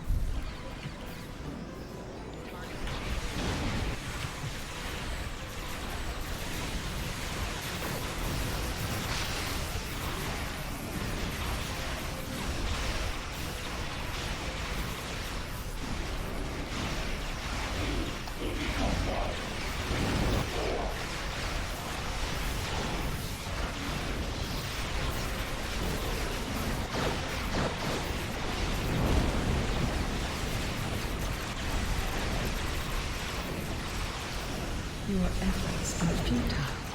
Destroy this vessel, and I will claim another.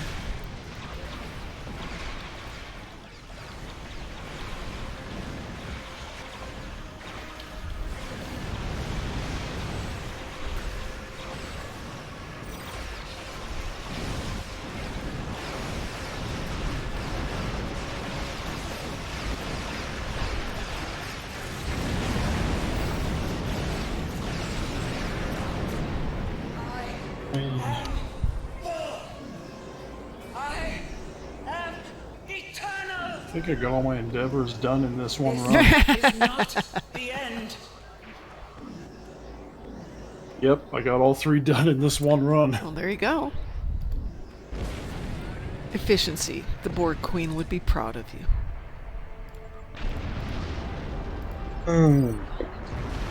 Yeah, did plasma damage, did shield healing, and did destroy dreadnoughts. And I blew up a Borg Queen. So, a good day all around. Found an attack element of this I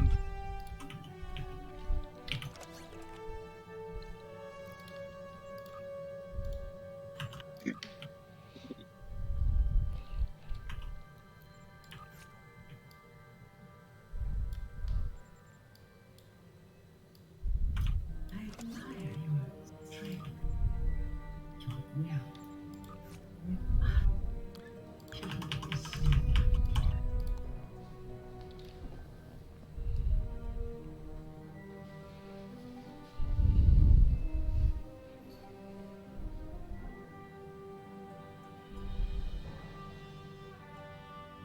That felt violent and fun.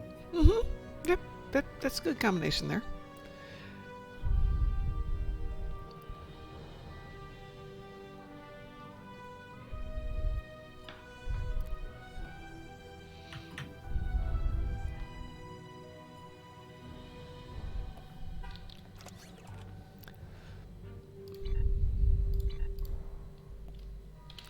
Be nice to boost my damage on this ship a bit, though. I need to see. Might have to think about what would be a better ship than the Legendary Command Dreadnought, though. I mean, I'm happy with it as it is. Yeah, there are tweaks that one can do to...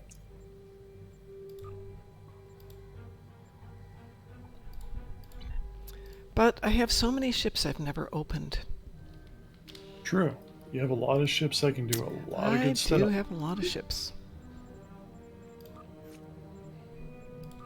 Okay, where am I looking for?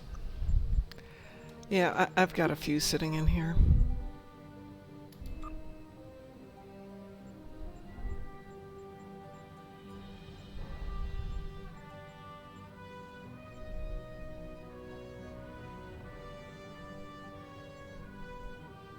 So, what do you have? Hey, and what would you like Chaos. to fly? Pardon? What do you have and what would you like to fly? Oh, let's do that another night. Let's just destroy things tonight. It's so much fun. And Chaos has joined us for a little more fun.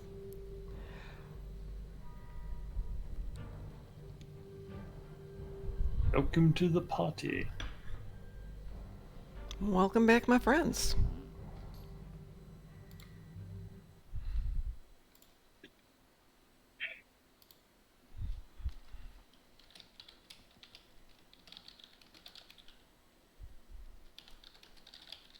I still have to make a decision on whether I want to do beams or cannons on my Terran.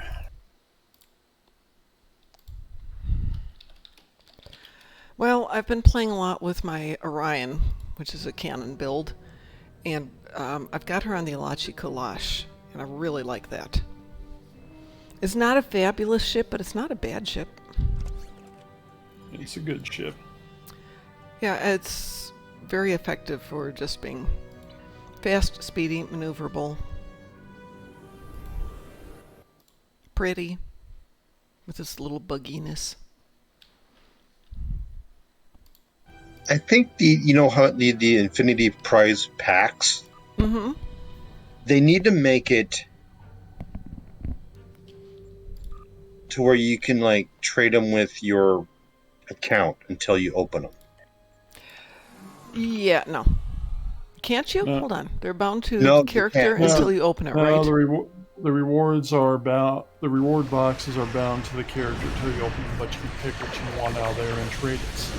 The thing is, like, I want to be able to trade it with one of my other characters who's like lower level and open them, and then get the kit, Why whatever not? kit. Why didn't you just open them on your low level character? Why what? Why didn't Because you just open the boxes on your lower level character? Because it's Because I bound to can't, because I character don't- until he opens it. I don't have the boxes for that character. You can trade the boxes. No, you can't. No, you can't. They're bound You can to trade character. the Infinity. You can What trade he the means Infinity is- boxes and the keys. Yeah, open And the open- Infinity Lock Oh, I boxes. think talking he's about the- already got the boxes.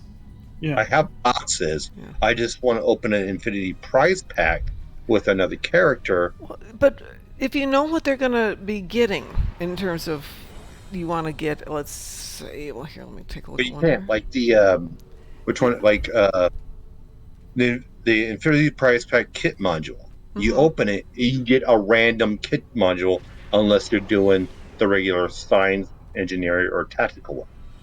Yeah, but it would be random on the other account, too. Yeah, I know, but I'd be fine with that. But it wouldn't be a level 12. It'd be like the level of that other character. Oh, I see where you're going with it. So if I open one with a, say, like a level 4 character, it would give me one for a level 4. I see what your issue is. Okay. Yeah. He wants Mark II gear, and he wants to trade off and get the Mark II gear. Got it. Yeah. Well, the only thing I can say is, Make a level 4 character, give your keys and your boxes to them, and then have them open them. yeah, that's about the only that's- thing you can Or do. I'm just, That's or what I'm just SOL. everybody else in this game does. Do that. Yeah, I guess I'm just SOL, huh? Yeah, Yep. with anything that's already there, you are stuck.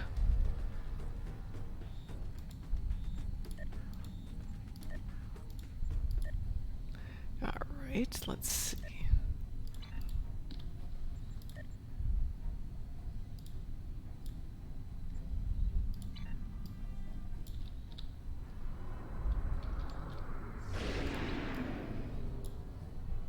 So what else we gonna do? RTFO. RTFO?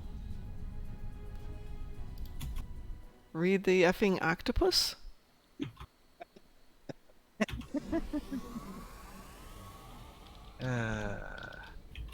Sorry, it was an engineering day. What can I say?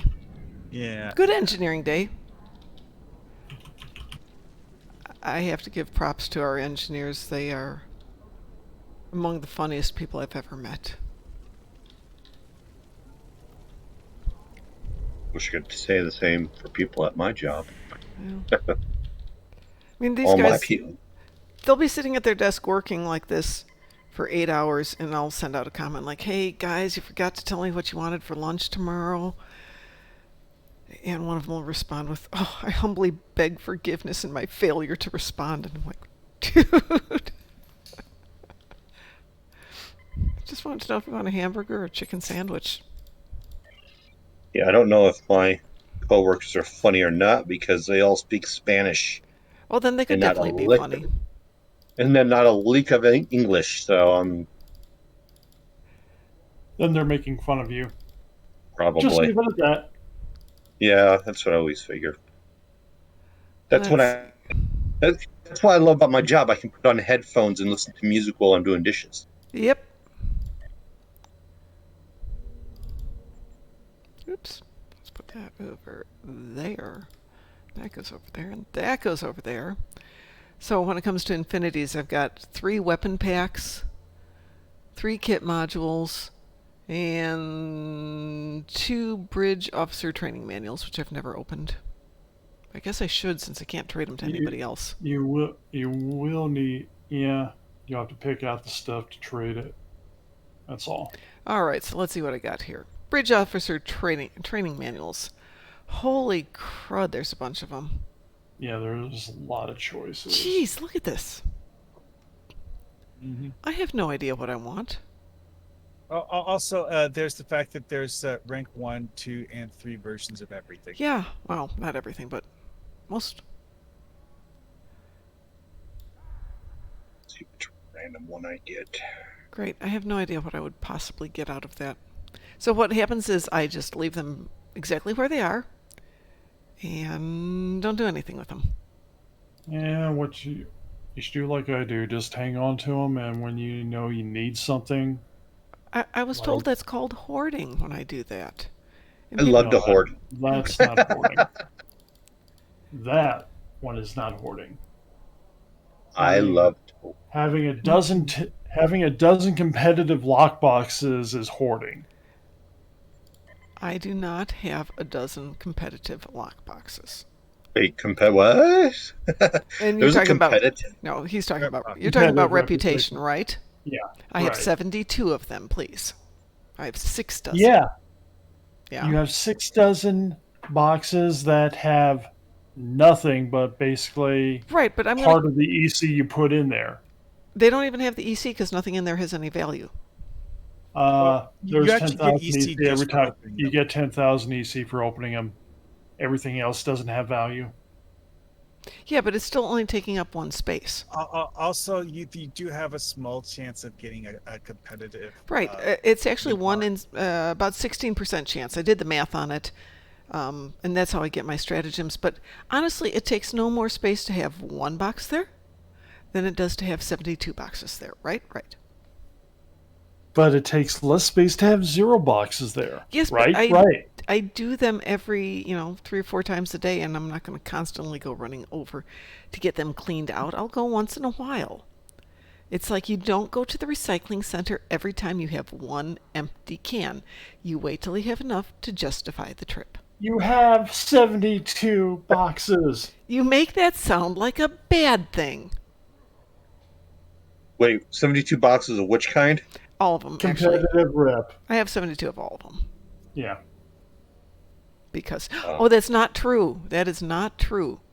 I only have 71 Undine.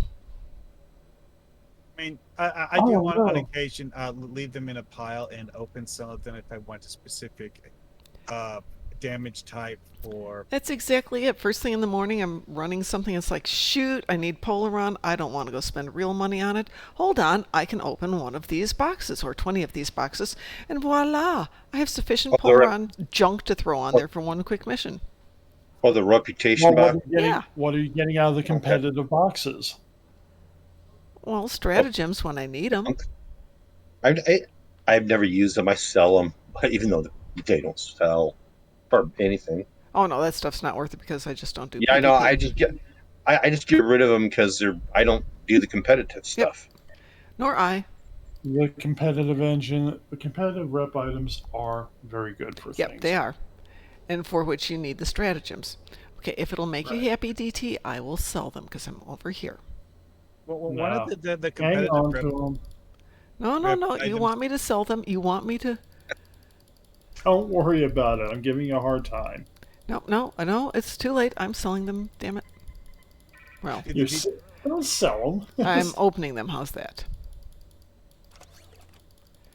Hardest part of competitive is you have to click it 72 times. Well, technically 144 times.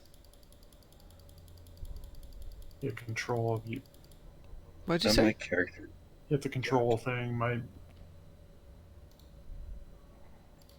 No, it's still only one.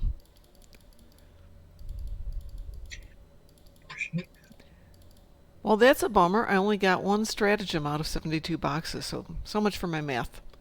It's all your fault. The math is an approximation. Yeah.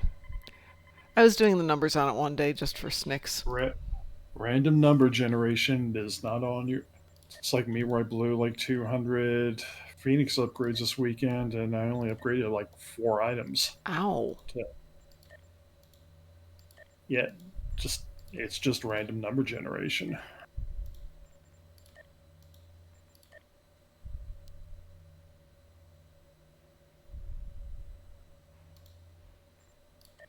Okay, now are we happy, DT? The 72 boxes are empty. And you have one assessed stratagem for all that. Yeah. I could have lived on in my delighted little world of ignorant bliss, self-delusion, thinking, hey, there's 6 hiding in there because, math, it's a thing. Well, 4. Because math, it's a thing. But no, now my illusions are shattered because of you. I take pride in shattering your illusions. Okay, so I'll turn in my changeling that I had in there. There we go. Now my changeling has been turned in. So now I have another empty spot. I hope you're happy. How long have you had that changeling? Probably 2 days. I've been doing I can run Jabberwocky. Long? Well, no, it's not that. I've been running Jabberwocky, and what I did was I stockpiled a lot of Jabberwockies, and I just go there at 8 in the morning, turn them all in, or turn one in and get it done for the day. And I'd ignore them, and then I'd realized I have like 6 or 7 of the changelings, and it's a 3-hour cooldown, so you can't just turn them all in at once. It just occurred to me that Operation Wolf is a TFO where the Science Competitive Rep Kit module would actually be good. Huh. Okay, that is a unique concept. It's the one where you place pylons, and it creates an electrical field between the pylons. So enemies have to literally walk between the 2 posts you place down in order to be damaged at all. Well, in this TFO, you have things where there are doorways that the enemies come out of, and, well, the enemies are going to walk through the doorway. And if you have the pylons covering the doorway, they have to get electrocuted. Hey, Valhorden. Hi. How are you doing, dear? How's Stowe? It's awesome. There's not a whole lot of missions I could think of where I actually wanted to use that after I tried it the first time. But since we were talking about competitive rep, I looked at what all the old competitive rep modules are, and you know what? I could see that being useful in that one. The engineer one's the flare mortar, which blinds enemies and makes it so they're less likely to attack you or your pets, which it's useful because enemies are doing less damage, so stuff.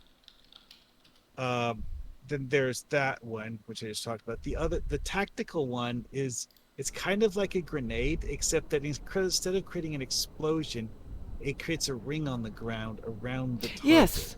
Yes, I've noticed that. And the target has to touch the ring or they don't take damage.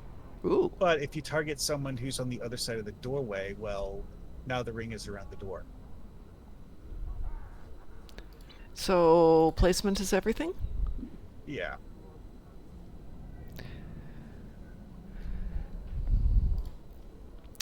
All right, let's see if we can shake it up and do a little bit different team here. Who would like to do an ISE?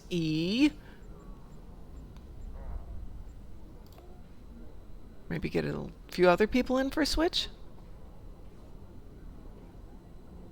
Okay.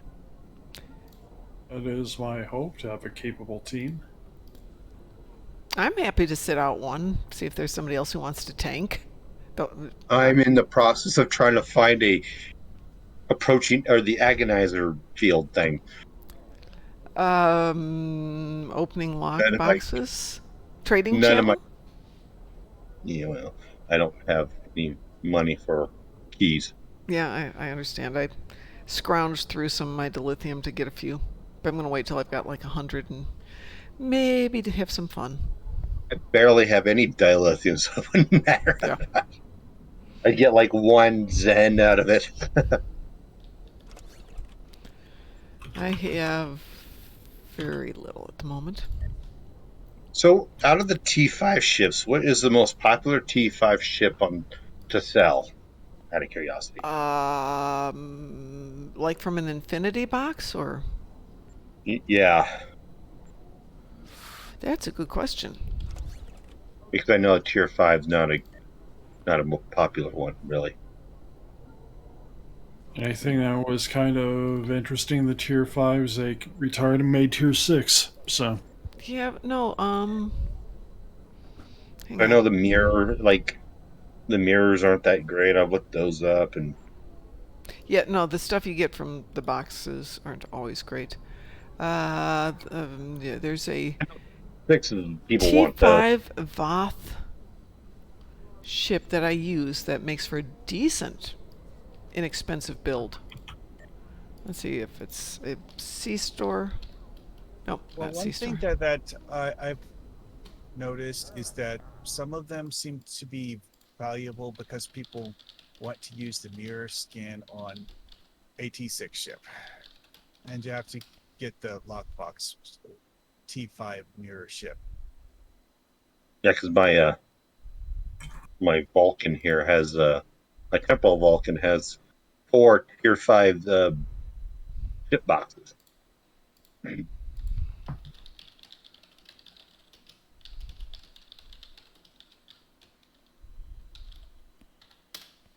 Let's see what we can do here. The Infinity Prize Pack, Tier 5 ships.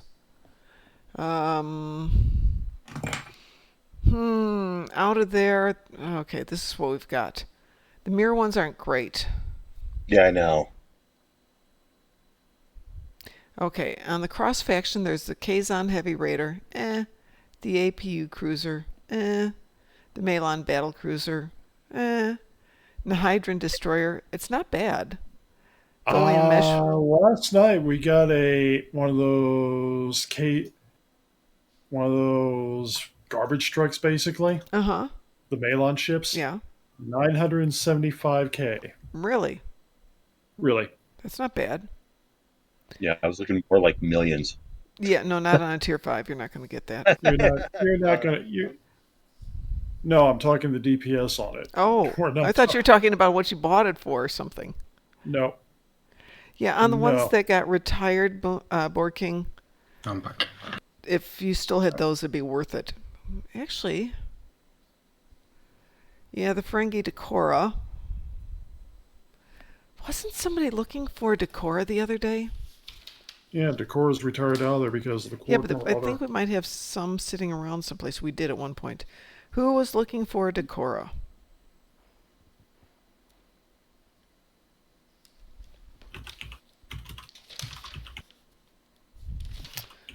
Somebody was asking if we had one. What's a Decora? It's a Ferengi ship. It's not bad. It's a nice ship. I think my Ferengi actually has all the Ferengi ships. Yeah. I made sure of that because she's a Ferengi. Well, yeah, there's a theme going on there. Okay, I don't have my note on who wanted the Decora. I can't seem to invite anybody for a team. Okay. Or task force, I should say. I'm not teamed with anybody. Yeah, I can't invite you. I can't invite... Boom's doing it. Yeah, I've just sent invites out. Who else needs to be invited? If you need a tank, I can tank for you. Oh, that one. I'll take that. Oh, that's the wrong tune. That's not my tank. You don't want that tune there. I mean, she's got a little bit of DPS. She's cute on the DPS. Who's the fifth? Kathza. Oh, you're the fourth. Who's the fifth? I don't know. Chaos is around. Yeah, if he gets off mute, maybe he'll want to run with us. Maybe not. We don't know. I've just sent him an invite. He's Akari Nakam's ship's going for 1 million, but whether someone actually buys it. Yeah. That's always the trick there. But no one ever buys any of the mirror stuff, though, right? Yeah, no, they really don't, because they're dirt cheap. I mean, we give them away because they were plentiful at one point. Yeah, they still are. Yeah. Everybody ready? Yep. Kosh, you ready? He's not even in the thing, man.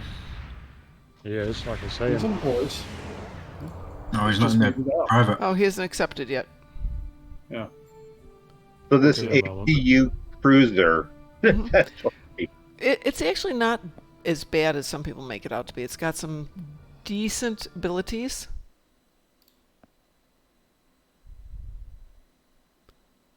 I have no idea. Any ship can be made into a good ship if you put enough time and effort into it. Yeah. So has anyone ever taken a poo? Yeah. Humor. I'm sorry. It's a Family Guy joke. It's a Family Guy joke. I couldn't resist. Ooh, I see somebody. Oh, Frost's resubscribed. Frost, you are awesome. Thank you for the subscription, Frost. I hope you're not wearing yourself out. I'm waiting for people to accept and... You got way too much on your plate these days, Mr. Frost, sir, but thank you for spending some time with us. And roar to you too, sir.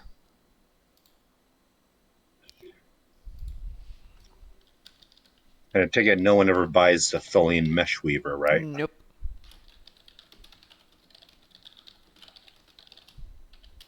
And then Nihydron, that's the... I actually like it, but I don't know that anybody buys them.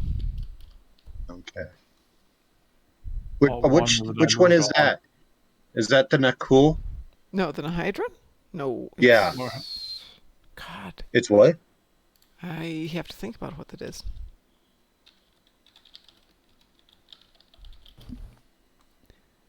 Kind of looks like a really oversized shuttle. I put Lexus in the team. It's out of the... Kosh wasn't replying. Okay. It's out of the Year of Hell lockbox. So it's definitely out of the Delta Krenum colony, blah, blah, blah, blah, blah. Okay. That's a Krenum ship. It's a Krenum ship, yep. Or a... Oh. No, I think it was people the Krenum were fighting at one point. Yeah. Ready. Mark? Yeah, ready.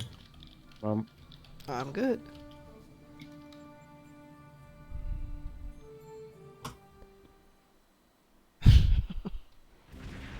So you've been turned into a chauffeur, Frost? Is that what I'm hearing?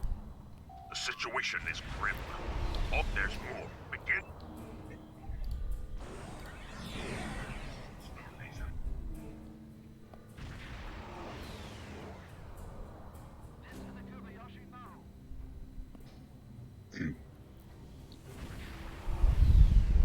I created 3 characters in the past month.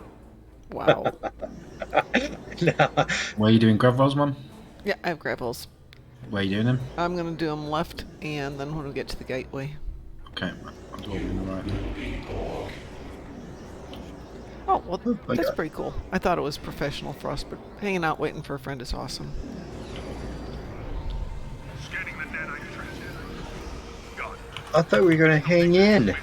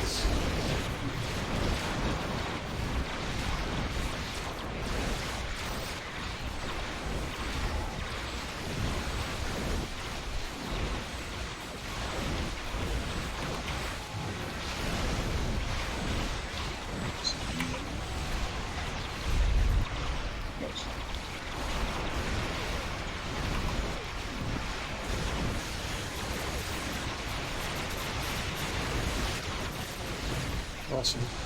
A probe is closing in on a transporter. Destroy it.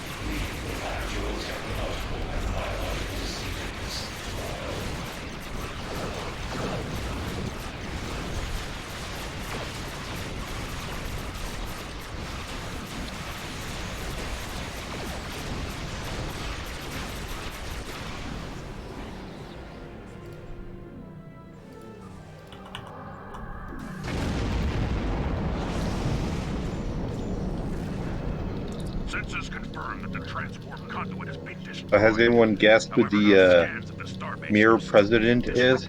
Or Mirror Emperor? Yeah, I'm voting for Boimler.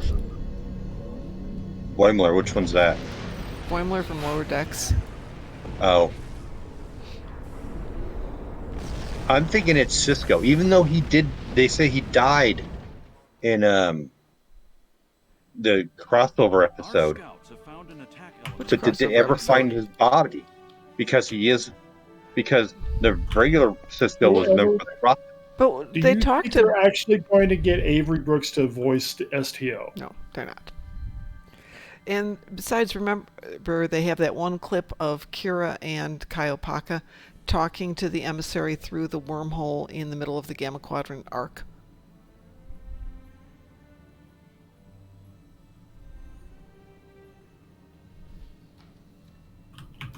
So there is a reference to him, but yeah, I don't see that they're going to get him back to do it.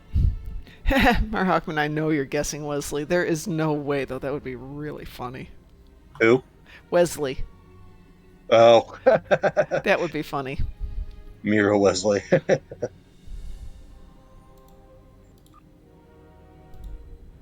Oops, nope. Didn't mean to do that.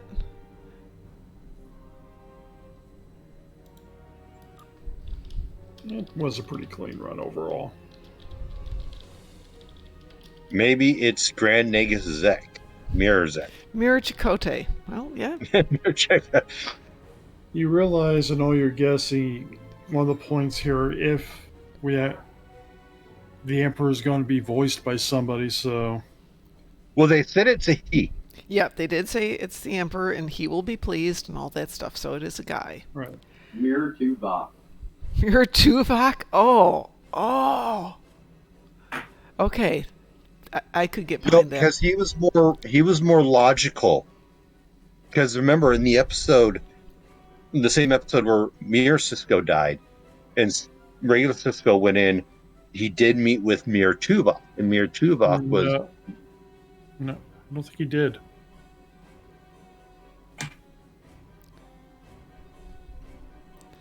Mirror Worf? Or, dun dun dun, Mirror Tuvok. Oh, no. It's Mirror Neelix. Mirror.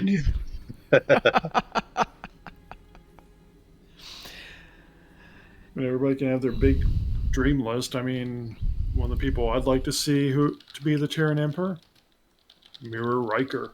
Ooh. And I could see Frank's doing it.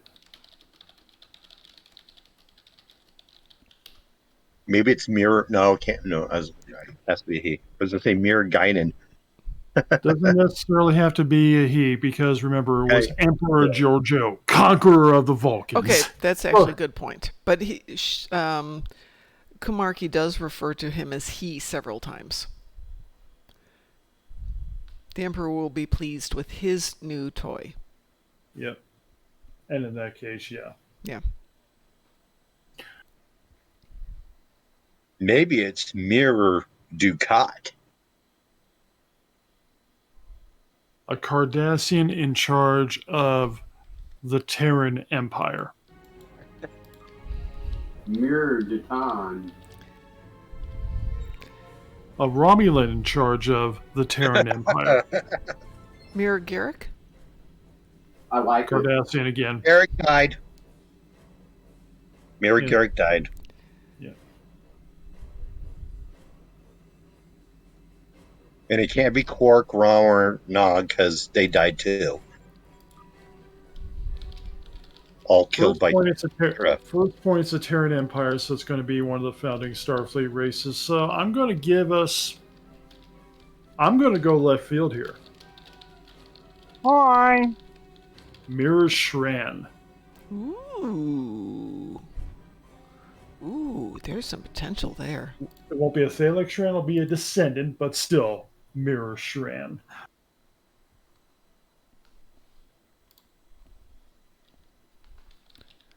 I managed to turn off my Discord. There we go.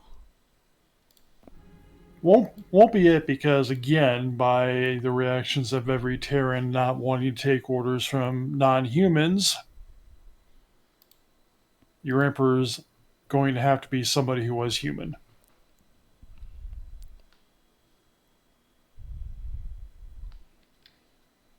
And then, of course, there's the whole points. Well, look at the chokers they got. It looks kind of like the Ilea probe. Maybe it's V'ger. Maybe it's freaking Decker. They're not going to hire the person who played Decker. Trust. No. Didn't he pass away? No. Okay. No, he's admitted to statutory rape. Yeah, they're not going to hire him. Frost says LeVar Burton guest starred on Leverage Redemption. That is awesome. I will have to go look that up. So that means Jerry Bryan's been on Leverage. There you go. Mirror Emperor Geordi. Ooh. Emperor Geordi LaForge. Hey, Frost was Will Wheaton ever on Leverage? I want to say he was.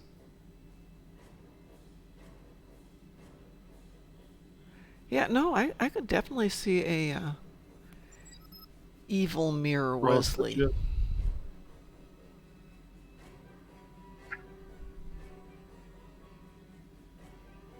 I mean, if we're going on the wish list, you know who it should be.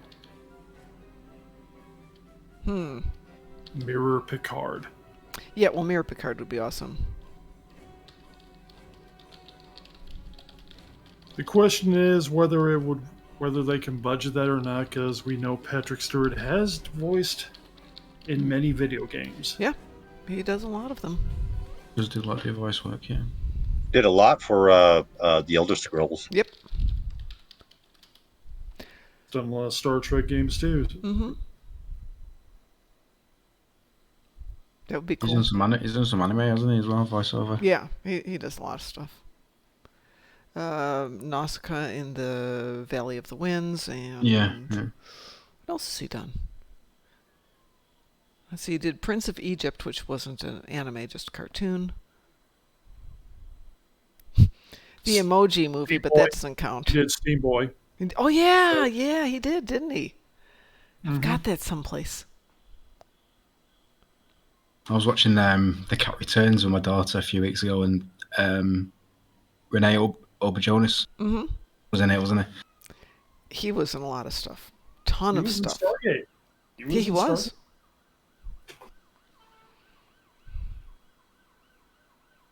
And the English dub for Kiki's Delivery Service had quite a few people in it as well, didn't it?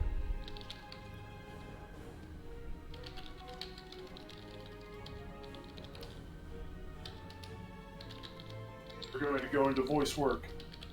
There's Lionel, the guy from The Simpsons, the comedian who died, the voice Lionel Hutz, he was in it. What was his name? I can't remember his name now. Who was Phil it? Hartman. Phil Hartman. Yeah, Phil Hartman. Yeah. Oh, yeah. You may have seen me in these television shows. Yes. You may have seen me in these. You may remember me from such roles as... You may remember me as such roles as the bad guy that...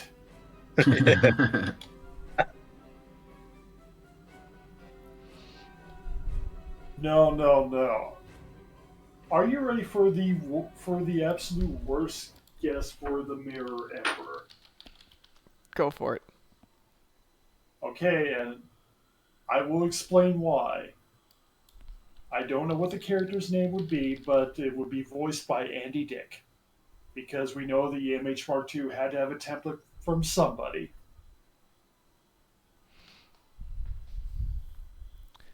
Mirror Cooper. Yeah.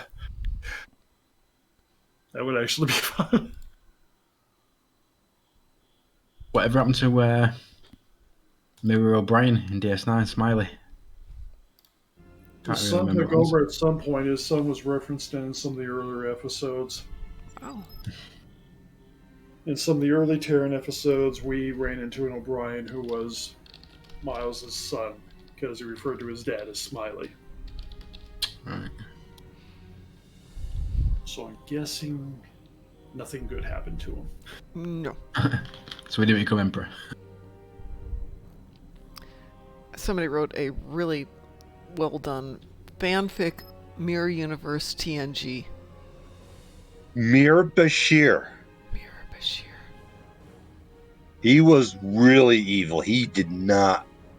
Yeah. So I thought it was even Dr. Phlox. He was brilliant actor.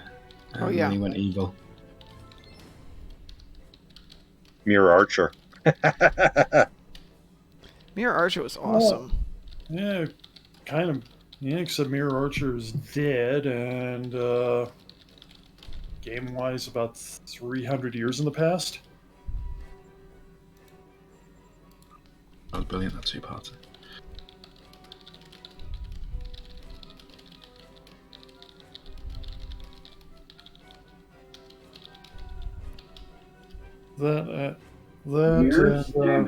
We really not seen it.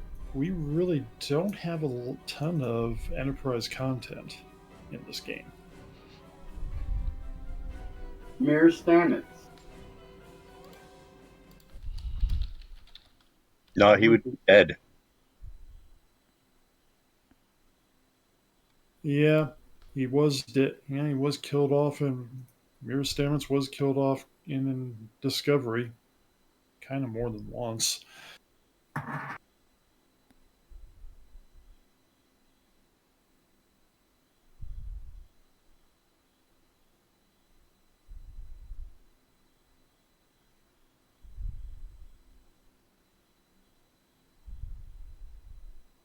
Well, it wouldn't be the first time to alter the continuity of the canon.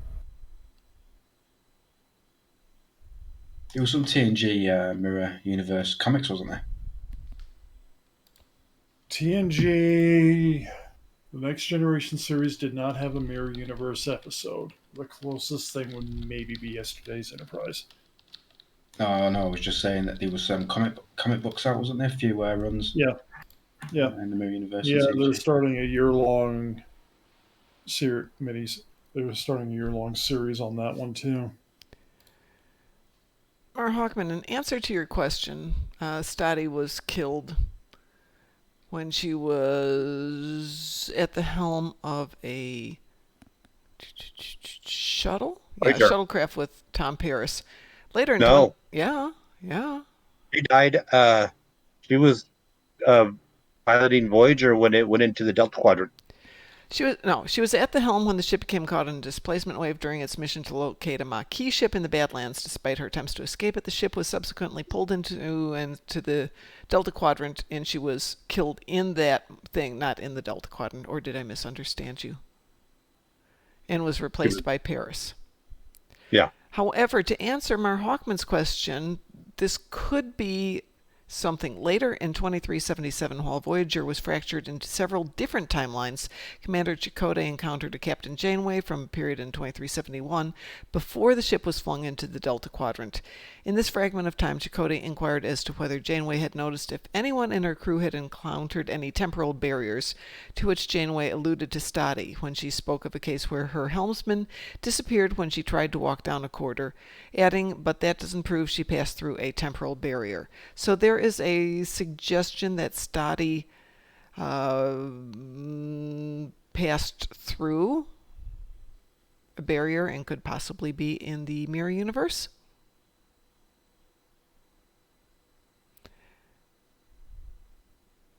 We also have to remember that when Chakotay had all that medical equipment, before it was all hypo-sprayed with the temporal stuff, when he went through a barrier, it disappeared.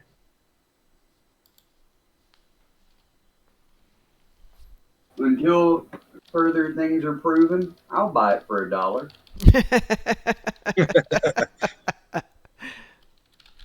Ooh.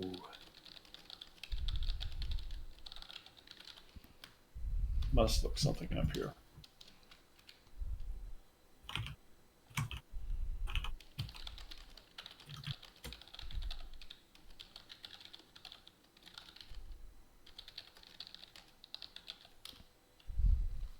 That's my thought there.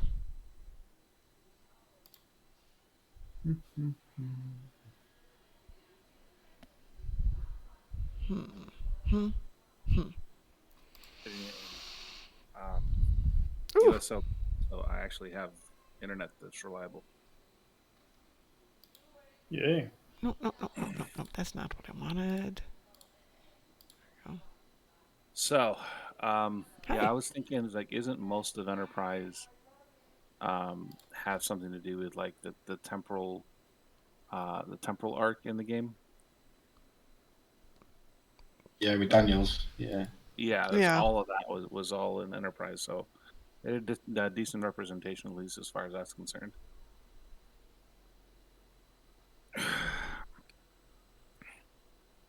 I had a thing I wanted to ask Mom and maybe DT. Sure. Well, I didn't want to say it publicly because okay. It's going to be a popular thing, but it's going to be something that I don't know how to make it effective for everybody's benefit. I know it's kind of questionable. Would you understand what I'm talking about? I mean, it'll make sense. I'm sorry, I'm having a hard time hearing you. Sorry. There we go. Yeah, I was just hoping to talk to you or DT, or both of you, whenever you have an opportunity. Well, I can stay on a little bit this evening. I have to pack up because I'm heading off to Chicago tomorrow after work to go to a concert. I can't even I can't even private message you because you're on this. Well, you can private message me. I'll let's see what I can do here.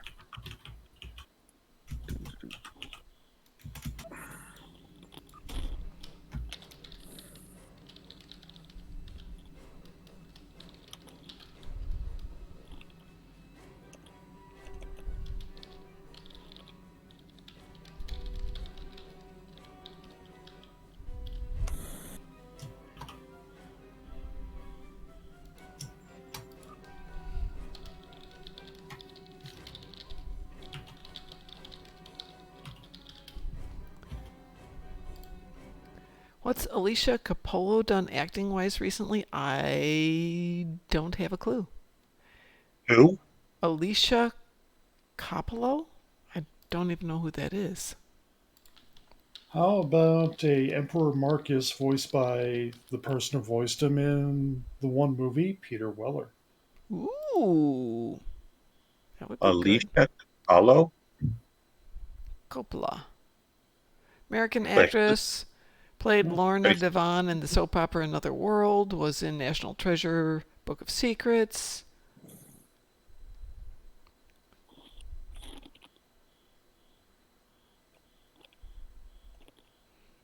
Did some roles. Was in Monk, Crossing Jordan, 2.5 Men.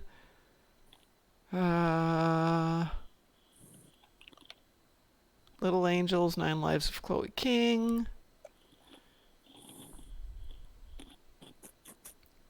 Oh yeah, she wasn't she? She was the one in that Voyager episode. Yeah, she was Lieutenant Stotty. Yeah, in the first episode. Okay. She's the one who died. Yeah, it doesn't look like that she ever had a solid role, but did lots and lots of work as parts. Yeah.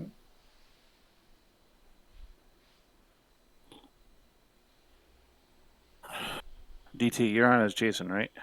Yeah. Just a second.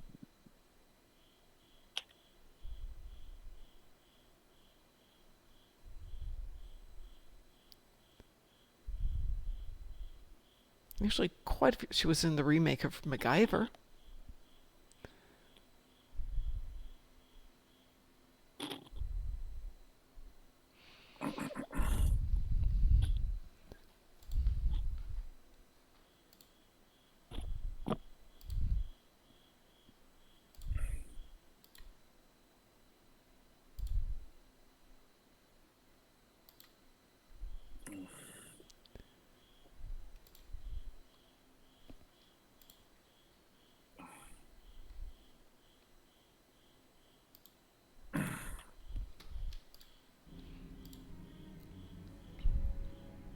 She's done video game voicing too, so.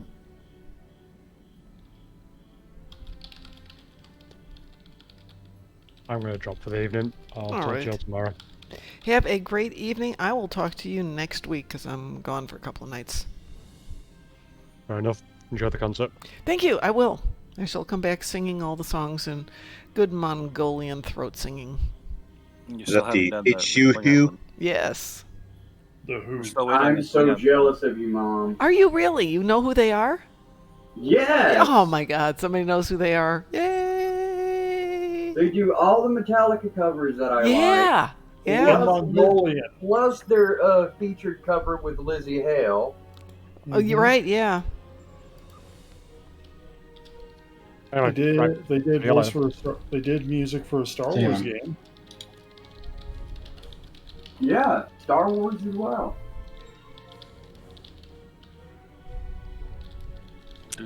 But I am super jealous. Well, I'm glad to hear somebody knows because, you know, I keep telling people I'm going to the concert and they're like, huh? Mongolian heavy metal? Yeah! So I was thrilled to find out they were going to be so close.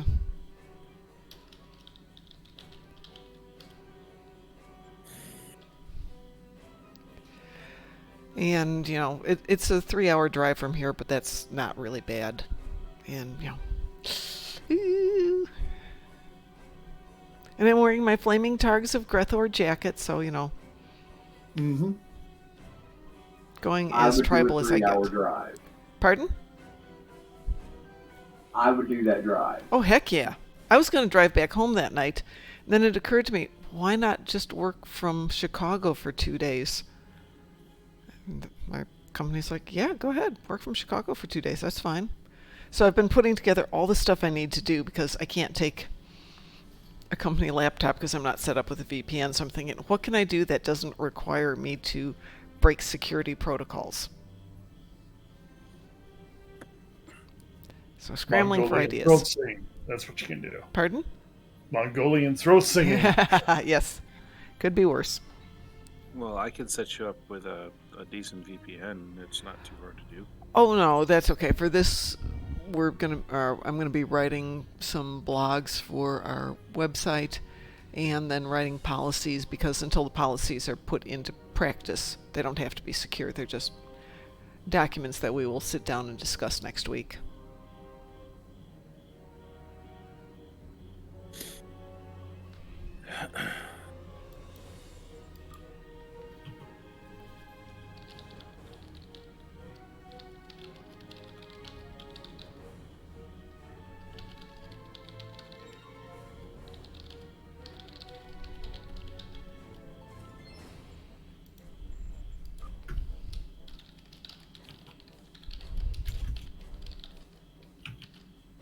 I just got a call from someone from another country. Okay. I didn't pick it up because I didn't recognize the number. Well, you should have picked it up and, wasted somebody else's money. Yeah, but they'd also be. I don't want to talk to someone.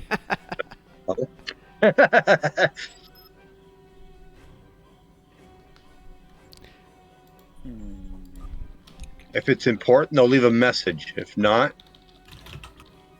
they're lost. All right. Well, it's 9:30-ish. You want to team up and do like a random TFO or something? Or let me jump back to my Klingon. Okay, I can jump back on my Klingon too. So there, yeah. Benefits of Klingons better. If we get 5, we can go random and everybody can do what they want to. Yeah. True. Actually, we don't even need 5.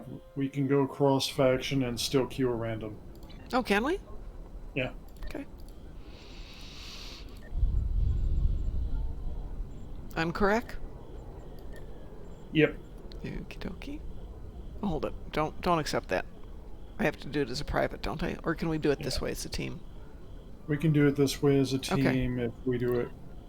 So If you look in your private tab, we're both in the private. we are. We just have to invite more people to the private if we go cross-factioning. Okay. If you're still looking for people, I'm on as Vortu. I'm sorry, say There we that again. go.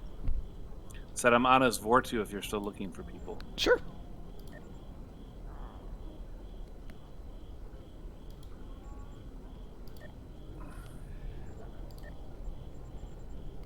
And we'll invite Frost and we'll have a nice full team. Hold on.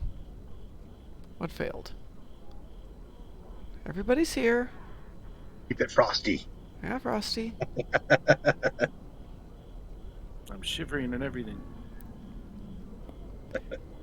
Yeah, this airport is cold. All right, everyone, yeah. chill.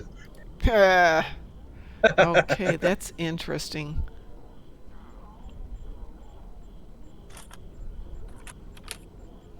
What is interesting? Oh, we're still a bit limited because of Me. you. Yeah, we've got a decent number of things that are open though. Bug hunt. Yeah. Well, if we want to do random, we don't know what we're going to get, so. Right. We don't know what we're going to get as a random. Okay, here we go. Wee woo? Yep. Ah, very good. If it's best served cold again, I'm going to cry. It was best served hot. That would be bug hunt when we throw everything at the poor little buggies. If it's best served cold, I may take the leave of penalty.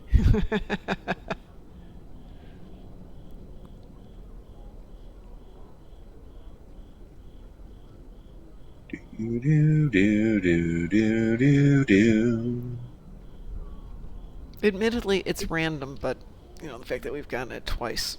And there are options. Not that we can see it from here. I mean, it could be bug hunt, and there's more than a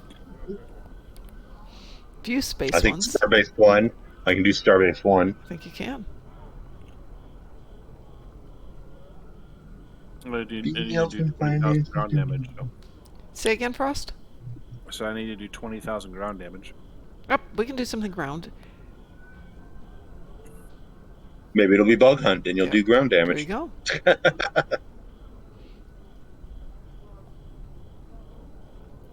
I just realized I don't have All right, let's see what we got. Phaser weapon. That's Mark 15. And the results are loading. Okay, something different. Yes, serve cold. I can jump out and take the penalty. I'll take the penalty. Okay. I gotta take the trash out anyway. So. Alrighty. How do you jump out? Just. You leave system. Yeah. Just same abort mission. Where? Upper left-hand corner in your mini-map, the one that looks like a little nebula. Okay. That thing, yeah. Just bail. Everybody bail. Yeah. TT's going to take out the garbage. Yeah, I got the lever penalty, so... Okay, let's make sure I'm sorry. We all got the lever penalty? No. I took the lever penalty for all of you guys. He sacrificed himself for us. He jumped on that sword. No! Though, it won't let me It is queue a very anything. boring. It is a very boring time-gated mission. Am I still on the team? Am I still in the private? That might be why. No, I'm not. Nope, everybody's out. Team still. We're not a team anymore. No, we're not teamed? No, I just looked. Yeah, no. It looks like I took a lever penalty as well. How do I take? No worries. I don't know if I. How do I know if I took a lever penalty? You go to your private and you. Mar Hawkman got it too. everything's read out. Okay, Everybody so got it. Yeah. I didn't get one. Oh, well, good for you. Strangely enough. Excellent. What does this say? Can you queue for anything? No.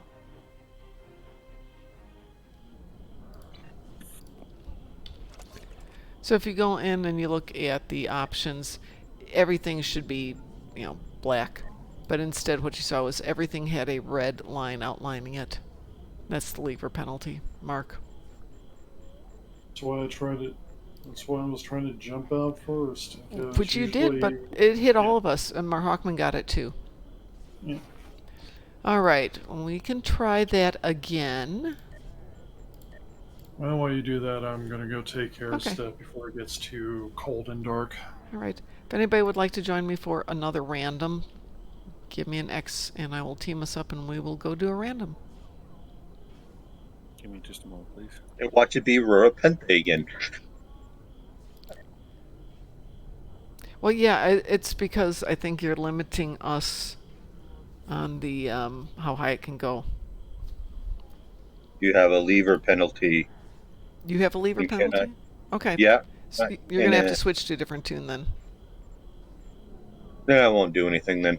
Okay, well, I'll kick you out of my team That- then. This is doesn't I was leveling this character up. Yeah. Oops. Well, in that case...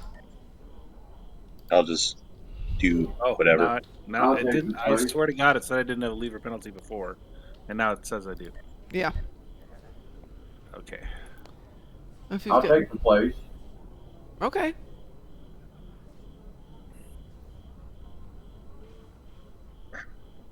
Got room for 3 more. This is. You should see the image I am looking at on my Twitch stream. What are you looking These at? people are. I'm seeing these 2 people sitting on the ground, and they're not on a bench, and the bench is right behind them. You're on Kronos ground? Yeah. Yeah, and they're stuck in the concrete, so to speak, right? Yeah. Yeah. Yep. Yeah, it's a glitch. All right, it's me and Chaos so far, so if anybody else wants to grab another tune and join us, last run of the evening.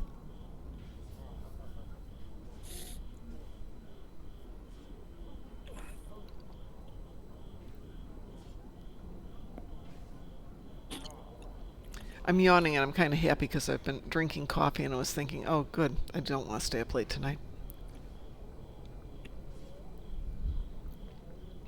And it's the last of my coffee, so should be a bad morning tomorrow.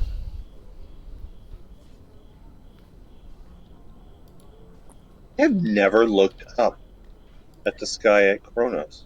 Oh, isn't it beautiful? You can see Praxis. Yes, you can. The fractured moon up there. Tis lovely. I've just I've played. I've been KDFs like I said. I've only have 4 or 5 KDFs, And all this time, I have never looked up. Yeah, when they redid Kronos, I want to say it was Harold and I went walking all over the place looking at it. That was just like a year ago that they redid it. Yeah. Yeah, it was beautiful. Let's get out of here. I'm on its Kasiki if you need one. Oh, absolutely.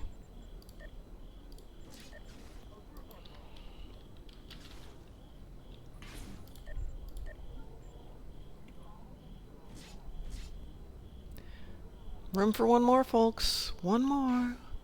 Yeah, let me do what I was trying to do last night and customize my clothes. I was trying to do that last night, and we had this.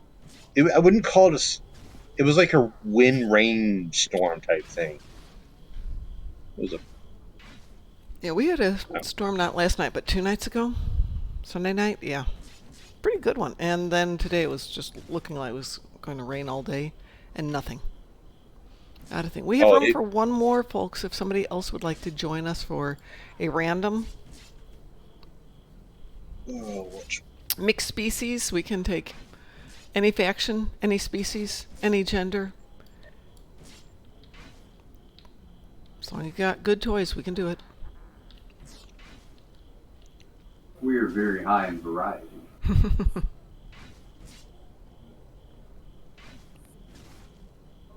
And variety is the spice of life. And it spice is. Must flow. Yeah. Hey, that's coming out next week. Looking forward to that. I know. That's why I did that. Woohoo! Thank you. Thank you for the reference. I'm looking forward to seeing it. For what? The new Dune is coming out. My favorite line in that movie: "Fear is the mind killer. It is the little devil." Is it my imagination, or is it the guy who played Aquaman in the movie too? Yeah, absolutely. He's playing Duncan Idaho, who it looks like is going to be much better fleshed out than he was in the David Lynch version. Yeah, the character Duncan was not very fleshed out. He was like in all of 3 scenes. Yeah, I know. I mean, it's I don't know if Josh Brolin was can a big part of the book. Patrick Stewart, though. Yeah, I don't know who's going to play Gurney Halleck. Josh Brolin is the guy who's... He's going to play Gurney Halleck? Oh, I don't know if it's Gurney Halleck. I know that the guy that Patrick Stewart played in the original one is being replaced by Josh Brolin. Yeah, that's Gurney Halleck. Yeah, that's Gurney. Yeah. But that one's... I mean, they've got him in the trailer. Okay, I can kind of see it. I'm looking at it. It's not bad.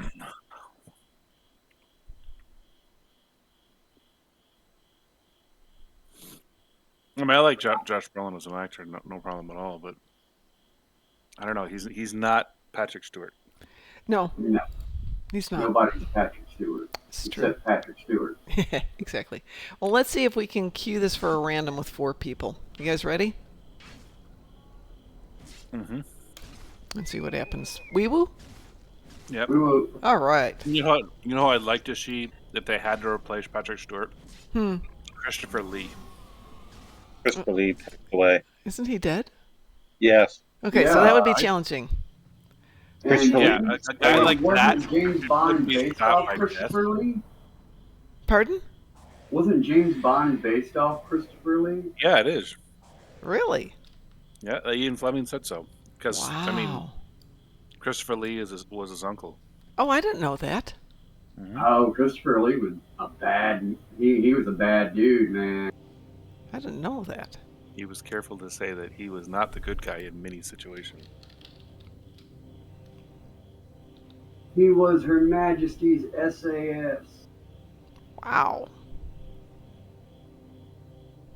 No, he was MI5. SAS was Special Forces. Lee was good at playing bad guys. He was.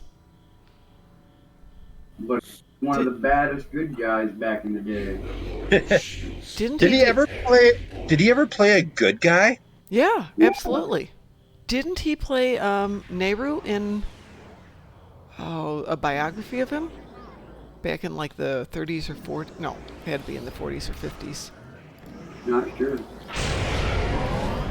I will have to look. But I think he did.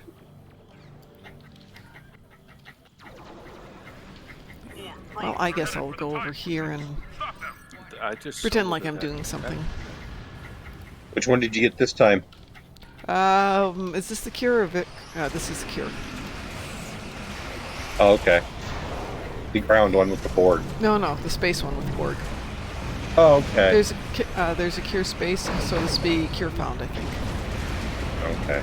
As opposed to cure applied. Speaking of, though, next week we're going to actually go back and do some of the old Borg ground ones.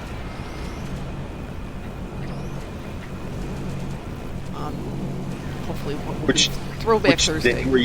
Which day were you going to do Stonepack? Well, I'm thinking we'll do it on Tuesday. Okay. In case I go to class on Monday.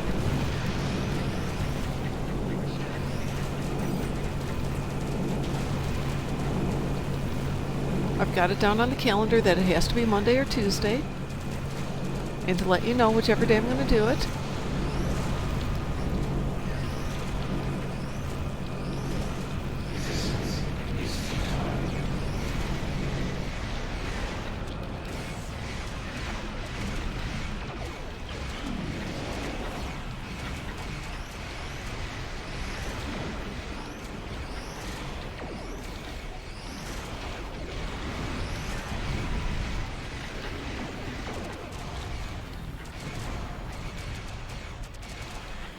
There's going to be a patch tomorrow. Yes, there is. And then there will be the new event mission episode, whatever it is. Follow the old one. Wow. Oops, let me go get those.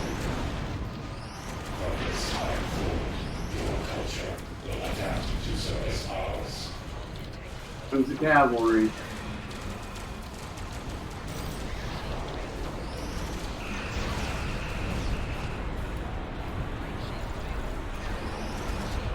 Sneeze.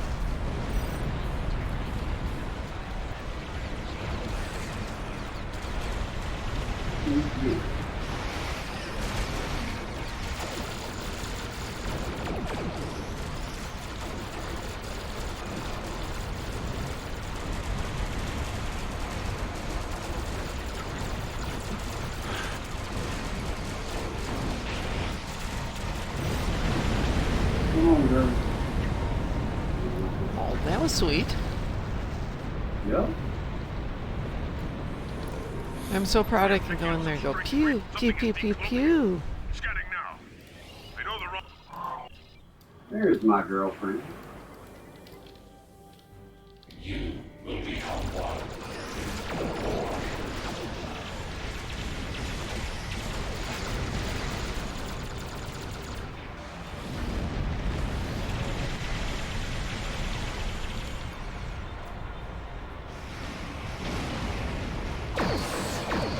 That's a bad place to show up.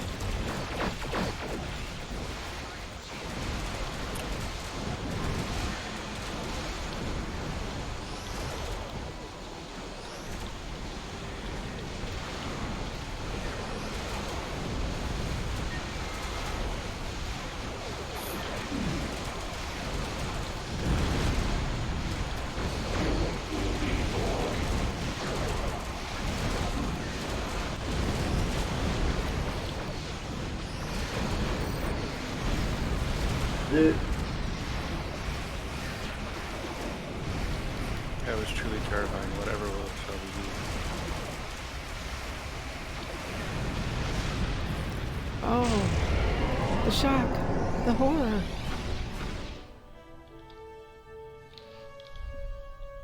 The scimitar has been destroyed. What a surprise. For you, it was the end of the world. For me, it was a Tuesday. For me, it was a Tuesday.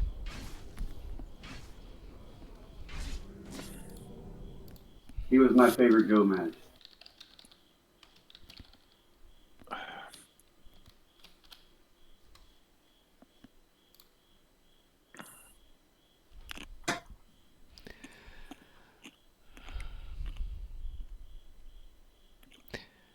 Okay. He played the founder of Pakistan, Muhammad Ali Jinnah, in the biopic Jinnah. And Who's that? this is Christopher Lee. Okay. Served in the Royal Air Force as an intelligence officer attached to the number 260 Squadron RAF for the Special Operations Executive. He was known for his singing ability, recording various Heavy opera and metal, musical from what I pieces heard. and symphonic metal album Charlemagne by the Sword and the Cross in 2010. His follow-up was Charlemagne, The Omens of Death. Well, that was very nice. Released on May 27th, 2013, his 91st birthday. That's how you do 90. Yo. Yeah. I got to meet him at DragonCon. Oh, man, that's cool. Back when the second movie came out for Lord of the Rings. Uh-huh. He was actually at the Atlanta, Georgia DragonCon. Wow. Doing signings. Wow. He was frail at that point, and like you had to get there, you had to pay to go see him. Yeah. Yeah. But I was lucky, and I caught him out on the smoking deck. Yeah. So I got to have a conversation with Christopher Lee before he passed. That's so cool. My friend and I were in London, and stopped in a pub to have lunch, and she said, "Patrick Stewart's sitting behind you." Yes, yes, he is. And we just both went back to eating our food. Both of us going, "Ah!" Well, the funny story is because Sir Patrick was there with Sir Christopher. Ooh, bet that was fun. Well, I didn't know, and later that evening, I was in the bar and ran into Captain Jack Harkness. Oh man, that's awesome. Who? Captain Jack from Doctor Who. John he's Barrowman. He's as good of a kisser as he looks. Yeah, I can totally believe that. He's like from Peoria, Illinois. I don't know. He's local to where I grew up. But he's great. Oh, and yeah. sitting next to Captain Jack Harkness was Captain Picard. Oh my God. So I got both my captains at once. Oh, Captain, my Captain. That is phenomenal. I would be thrilled. Well, folks, I don't know. I've always liked the guy that played John Delancey. Mm-hmm. By far my favorite character in Star Trek. I mean, I love Patrick Stewart, but I've always been a fan of John Delancey. Yeah, he's actually in a lot of stuff. But when I see him in things when he was like 25 and 30, I'm like, he's so young. Oh my gosh. He looks like he was in babe. He was in Mr. Mom. Was he really? Yeah, he was what was it? Michael Keaton's character's boss or something like that. Wow. I saw Michael Keaton on a talk show like 3 days ago. The guy's still dancing around and doing whatever. He's like nearly 80 years old. Is he really? Yeah, he does not look 80. Well, he is Batman. He looks like he's in his 60s. Well, he was Batman, so you know. Well, yeah, there you go. Oops, I haven't used my exit comp yet. Definitely well worn, but it looked as though he'd taken care of himself. And not only was Michael Keaton Batman, but recently he was a Vulture. Yeah, he's gonna be Batman again. And he'll be Vulture again too, because he's in He's in Morbius. Yep, and he's also in that Flash movie as Batman. Wow. And they're hinting on the Sinister Six is actually being a real thing. So I'll be back for that as well. I always liked DC Comics so much better than Marvel, but yeah.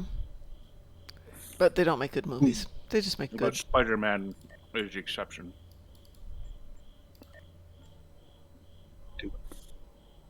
I grew up reading Marvel and X-Men, so.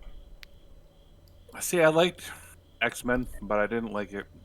I didn't like most of the male characters in it because they were very, very generic.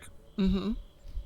But so many of the female characters had these intricate backstories that actually, made you invested in what happened to them. And I think they just didn't do that with the male characters. Even Wolverine, and how nobody knew where he came from. He wasn't astounding enough of a character for you to really care where he came from. You just wanted to see him destroy something. I always like Nightcrawler better than Wolverine. Yeah, Nightcrawler was great. Nightcrawler was but great. Again, but I mean, that point of he's got a good backstory. Yeah. Uh-huh. That and he liked being a swashbuckler. But I mean, to be completely fair, I like Kelsey Grammer's Beast better than the Beast in the comics. Well, he's got a strong personality and it comes through. My favorite Beast would have to be the 90s cartoon Beast, which was, I think, voiced by Kelsey Grammer. No, really? No, it wasn't. But the 90s cartoon X-Men Beast was my favorite Beast.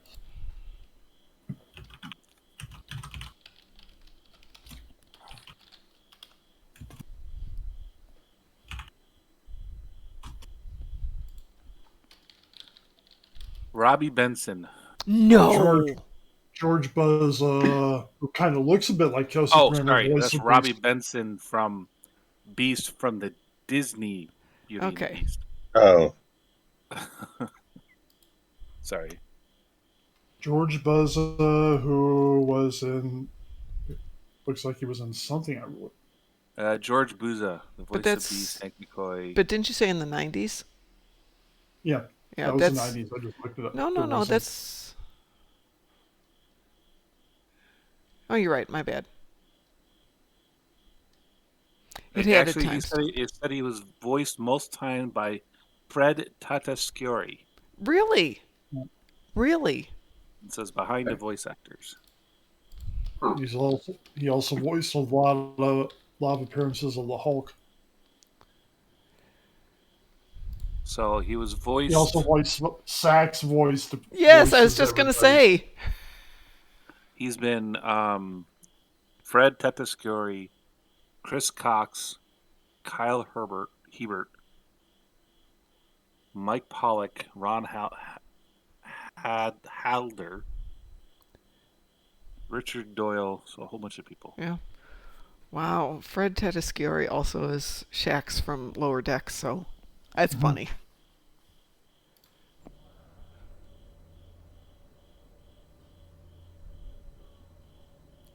All right, folks, I'm going to log off for the night because I still need to go put all this stuff out in the car. Yeah, I had a quick question for you. If you Yes. mind. How about if I sign off this, we go raid somebody and we can chat? How's that?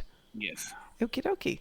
So everyone, on behalf of the Darkmom Consortium, I'm not going to be here for a couple of nights, so if you need your Darkmom fix, go talk to DT.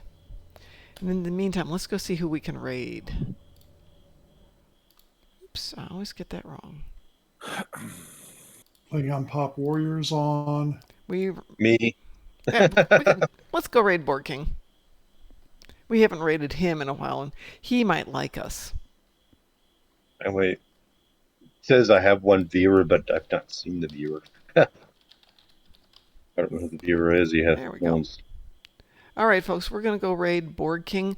So if you haven't given him a follow, give him a follow. Share the love of Star Trek with all of our co-friends here, especially Borg King.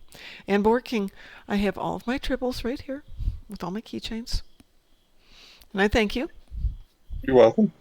And I will see you guys at 7 or 6 tomorrow morning, and DT is in charge of everything between now and Monday, and I'll tell you all about the concert when I get back. So, DT, you gonna say bye?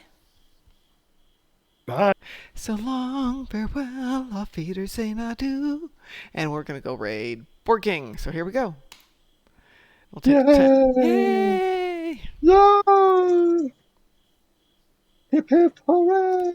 Is this Tuesday or Wednesday today? It's Tuesday, isn't it? Tuesday. Otherwise, I'd be at work today. Like, wait a minute, if it's Wednesday, I should have been at work. All right, we're rating you, Board King.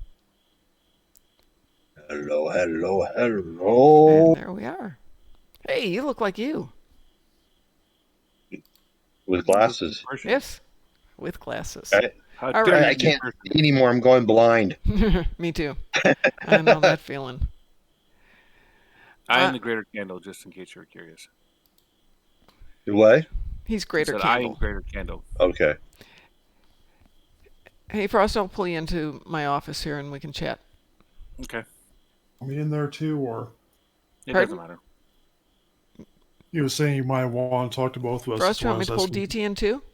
Like I said, it doesn't matter. I've already told DT what it is, but Oh, okay. Well, I'll pull him in.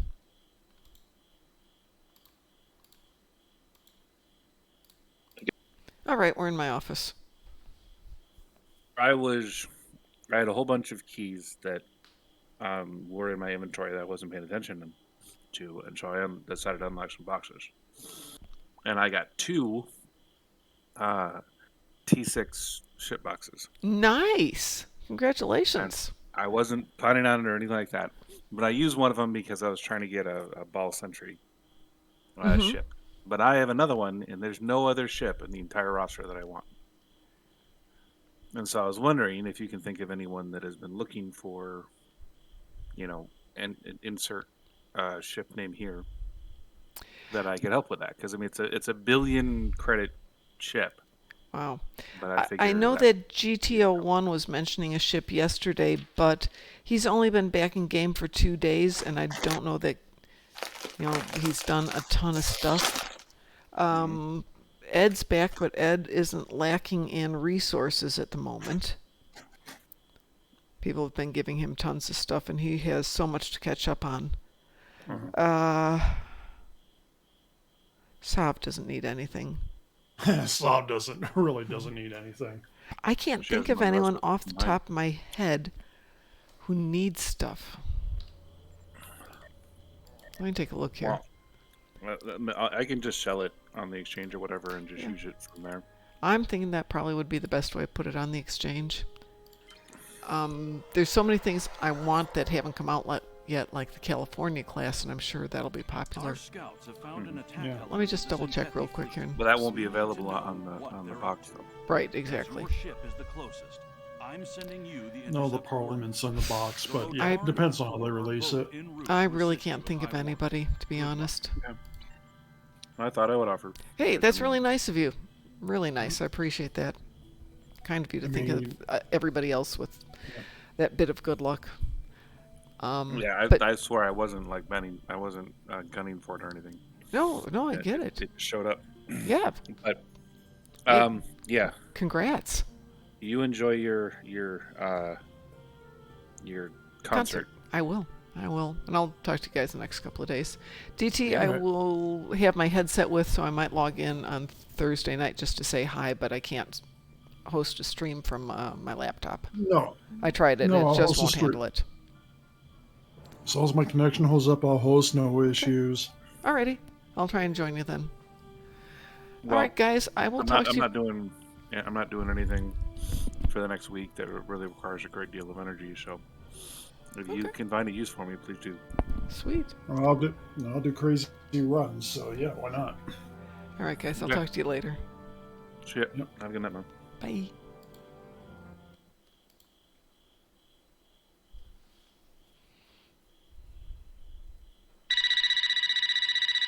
Hello.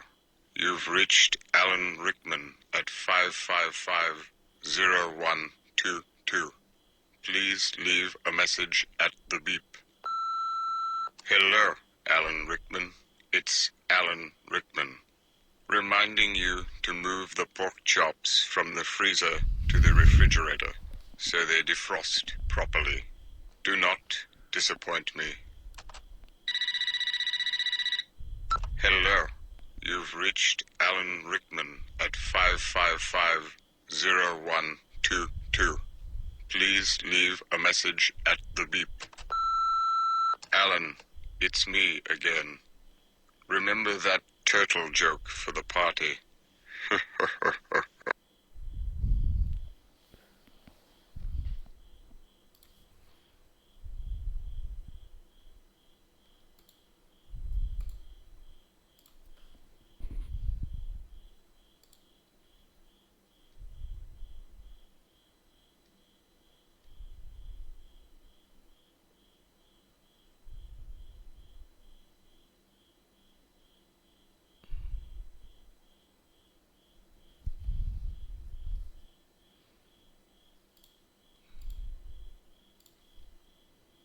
They basically travel from obstacle to obstacle and try to get past them. Oh man, is that gonna be hard for 2 teenagers to do? Actually, it's gonna be super easy. Barely an inconvenience. Oh, really? Yeah, see, a whole lot of the problems they encounter can actually be solved by magic spells that Ian learns. Oh, Barley can't do magic? Nope, but he knows all about it. How come Ian is the only magical one? I don't know. Fair enough. So eventually they get the Phoenix Stone, but there's a curse that sends this big dragon stone thing after them. Oh no. Yeah, and there are only a couple minutes left before the dad's visitation spell wears off. Oh no. But see, Ian had this checklist of things he wanted to do with his dad, and he realizes that Barley actually checked all those boxes off by being his brother. Okay. So Ian fights off the dragon and lets Barley say goodbye to their dad, which he was too scared to do in the hospital as a kid. Okay, so this is how we get the tears. This is how we get the tears. I was told that was a requirement. Oh yeah, Pixar runs on tears. Right. We run on tears. Oh my god. So what kind of voice talent were you thinking on this thing? Well, I thought we could do some more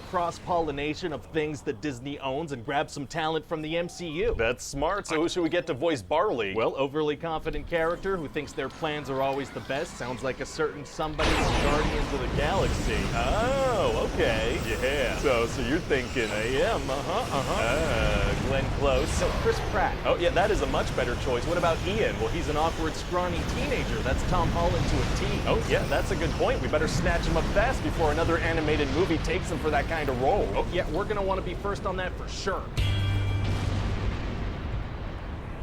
NBC's La Brea is television's #1 new show. I think when we fell through that sinkhole, we ended up around 10,000 BC. How are we gonna get home? I don't know. Dear road rivals, I hug the road with all-wheel drive. That's not even an option on the Honda Accord. Where's the love? Come on, Camry all-wheel drive. Toyota, let's go places.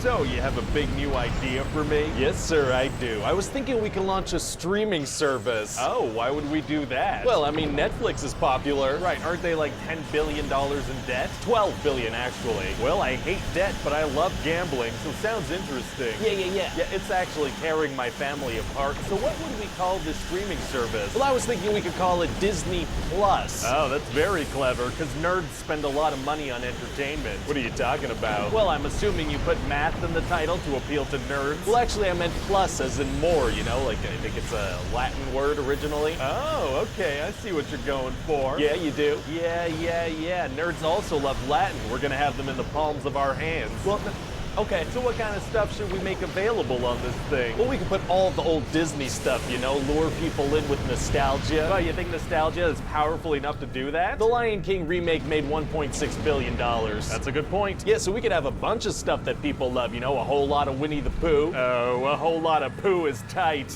Yep, I also figure we could have some old live action stuff too. What kind of stuff are we talking? Oh, we're talking Greyfriars Bobby, Darby O'Gill and the Little People, those Callaways, Sammy the Way Out Seal. Are those the names of movies or members of an old-timey street gang? They're movies, I'm pretty sure. We're also gonna have a bunch of animated classics. So what are we gonna do about some of our older movies that have, you know, insensitive depictions? It's gonna be tough to get away with streaming those today. Actually, it's gonna be super easy. Barely an inconvenience. Oh, really? Yeah, see, I figure we could just add a line to the description of those things saying that they may contain outdated cultural references. Oh, outdated. That's a great word to to avoid saying the real word. Yeah. What about Song of the South? Are we gonna put that on here? Oh, no. Yeah, probably best to steer clear of that one altogether. I also thought we could put all the Star Wars movies. Oh, that's a good idea. We should do that for sure. Amazing. Except we can't have The Last Jedi or Solo a Star Wars story at launch. Those are still tied up in streaming contracts. I somehow feel like a lot of people are gonna be okay with that. And what about the Star Wars holiday special? Well, that one's a myth. That never actually happened. I mean, I feel like it happened. It never actually happened. Oh my god, okay, yeah, no, it didn't, never happened. Great, okay. Also, I should mention that George Lucas did have a successful break-in recently, so A New Hope is gonna be slightly altered. A successful break-in? What are you talking about? Well, periodically, George Lucas tries to break in and modify the Star Wars movies. I mean, we have a whole security team on it, but he's surprisingly slippery. Wow, so what did he alter? McClunky? McClunky? Yeah, now Greedo says McClunky before Han shoots him. I don't know. I mean, okay. Yeah, just something we're gonna have to live with. I've also been speaking with Jon Favreau, and he's really into the idea of making a Star Wars TV show. Oh, very interesting. What would it be called? The Mandalorian. Oh, that sounds like a decorative lamp or something. Not very exciting. Yeah, you might think it's about decorative lamps, but it's actually about a bounty hunter. Wow. I also thought we could have some Marvel TV shows. Oh, you know, eventually. Oh, I had a very premature oh. You did. And I also thought we could put all the MCU movies on this thing, you know? People are going to be really pumped to rewatch those. Yeah, they will. Although they will have to wait for certain movies that are still tied up at Netflix. Well, as long as the Tom Holland Spider-Man movies wind up on this thing, I think people are going to be happy. Yeah, that might never happen. Oh, dang it. Anything else you want to put on this thing? Well, technically, we could put all the seasons of The Simpsons on this thing, you know? That'd be pretty huge. Oh, that's a great idea. Let's crop those bad boys. What? Chop, chop. So how much content would we have on this thing at launch exactly? Well, about 750 hours of movies and about 3,000 hours of TV. Wow, are we going to be able to support that, like, technology-wise? I'm assuming millions of people are going to sign up. Oh yeah, we're going to be able to handle it just fine. Hey guys, it's Ryan here. Thanks for watching that pitch meeting. I hope you liked it. I want to give a quick shout out to our animated channel, Brainiac. They have some really interesting stuff over there. We're talking like shark attack survival tips. You never know when you're going to need that. Hopefully never, but it's good to know. They also have a video about how long you can actually go without showering. That's pretty cool. Don't try that at home, please. They just have a lot of fun animations where you can learn about fun topics and have a fun time. So go ahead, give them a look if you like, and tell them that Screen Rant sent you. And as always, be sure to check back here for new videos. Bye-bye.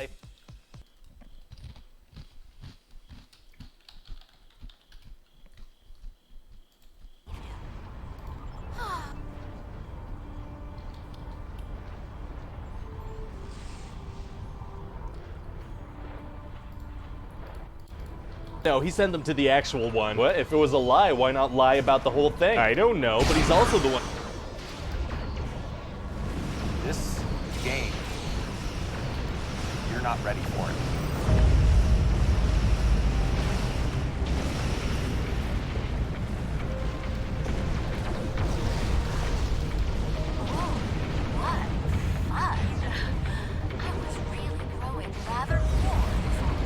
You're in the middle of this beautiful sci-fi environment, and you're seeing intrigue, the espionage, the alliances form, the power that just shifts around, and it's amazing to watch. Simple actions can have massive effects.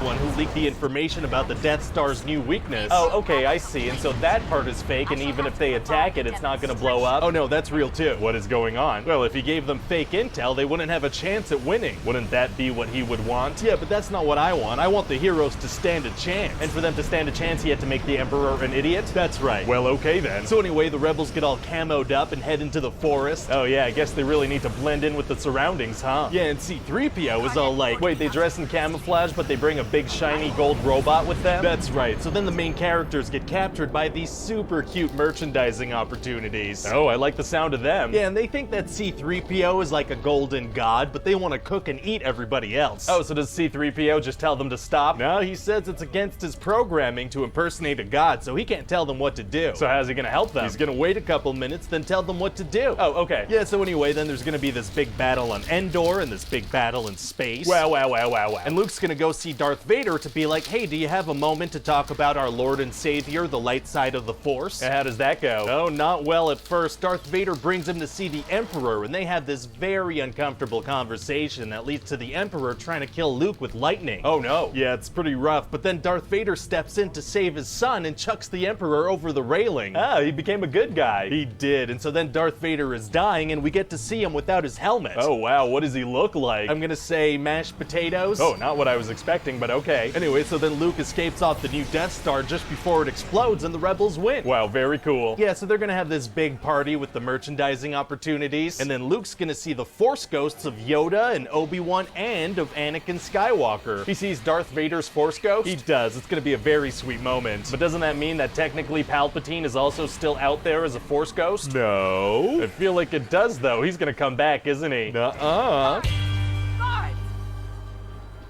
You said you had a new Star Wars script to pitch me? Yes, sir, and I know you bought Lucasfilm for $4 billion, so there's a lot riding on this. Yeah, we really have to find a way to capture the essence of the original trilogy. I mean, I know that's gonna be tough. Actually, super easy, barely an inconvenience. Really? Yeah, well, I figure we can just redo some of the stuff from A New Hope. Redo stuff? Can we get away with that? Yeah, well, not like a lot of stuff. Maybe just have like a Force-sensitive lead character from a desert planet that dreams of a better life, some incredibly important information stored in a lovable droid, a powerful bad guy with a mask and a red lightsaber and a bad temper, a cantina full of questionable characters and strange music, the main female character getting captured and brought into a giant starbase that can destroy planets, followed by a rescue mission to get her out, and then if there's time, a bunch of ships that get sent on trench runs to hit a weak point on the base and blow it up, the lightsaber death of an old mentor figure witnessed by the lead character, just a couple of things like that. Oh, people won't be mad about us copying minor stuff like that, right? No, I think if we call it fan service, we'll be good. That's a good point. So, tell me about the new characters. Oh, this is gonna blow your mind. One of the main characters is named Finn, and he's a stormtrooper. But stormtroopers are evil. That's what's amazing about this. Finn realizes that killing innocent people is bad and he doesn't want to do it. That's really good. That's gonna humanize stormtroopers. Exactly. They used to be these disposable things in Star Wars, and now it's like, these are people. These are real people with real emotions and feelings. Right, and stormtroopers didn't choose this life. Like, they were put into this at birth. It really makes you see stormtroopers in a new light. So how does Finn escape? Oh, well, he kills a bunch of stormtroopers and gets away. Oh, cool. Yeah, he and Poe have like a little stormtrooper murder rampage. Poe? Oh yeah, Poe is this awesome resistance pilot and also an opportunity for us to pull a Dumbledore if we want. Pull a Dumbledore? Yeah, that's when you wait a couple of years to reveal a character's sexual orientation. Oh. Yeah, there's kind of maybe a thing between him and Finn. We hint at it. Interesting. And then there's Raymond. Oh, who's he? No, she is the big star of this movie. And her name is Raymond? Raymond, yeah.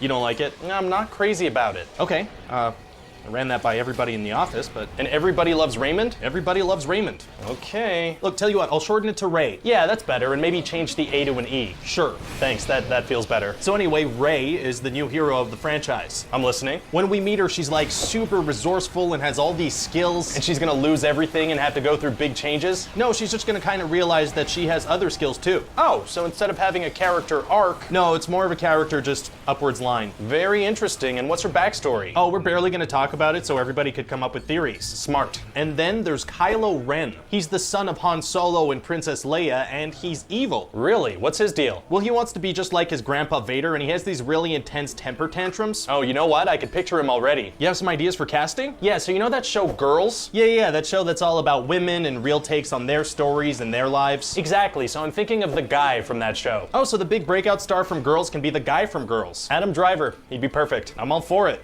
Now tell me about the story, what actually happens in the movie. Right, so everybody's trying to find Luke Skywalker because he's the only Jedi left. He's the last Jedi? Yeah. I like the sound of that. Remind me of that later. Yeah, sure. Thanks. So anyway, there's an important part of this map that probably leads to him that's being kept inside this little droid called BB-8. What's he look like? Imagine if a salad bowl fell upside down on a soccer ball and for some reason you wanted to hug it. That's gonna sell a lot of toys. Oh, for sure. So BB-8 ends up alone on this planet called Jakku. Jakku? Basically Tatooine. Oh. Yeah, and then there's kind of a string of coincidences, and that leads us to the end of the movie. Coincidences? Oh yeah, a lot. Like what? Well, BB-8 happens to stumble upon Rey, who happens to be Force sensitive, and Finn happens to have his little spiritual awakening when they capture BB-8's owner, Poe, so he helps him escape because he needs a pilot, and then they happen to get separated during a crash on Jakku, and then Finn happens to put on his jacket so BB-8 can happen to point him out, and then they escape in a ship that happens to be the Millennium Falcon, and Rey happens to be a world-class pilot, and then almost immediately they happen to get picked up by its owner, Han Solo, who also happens to be the father of the big bad guy and happens to bring them to see someone who happens to have Luke Skywalker's lightsaber, which happens to have a huge connection with Rey because she happens to have Force powers, so when she gets captured by Kylo Ren, she happens to realize she has powers that help her escape, and then the Resistance blows up the big bad guy base because it happens to have a big weak spot that they happen to know about because Finn used to be a janitor there. And Rey doesn't kill Kylo Ren or vice versa? No, the ground happens to open up between them and they can't finish fighting. Doesn't that all feel a little too convenient? Yeah, but I think we could chalk it up to like the will of the Force or whatever. Okay. You don't think people will buy it? Well, maybe just to be safe, we can distract people with random cameos. That could work. Who would you get? Just off the top of my head, maybe...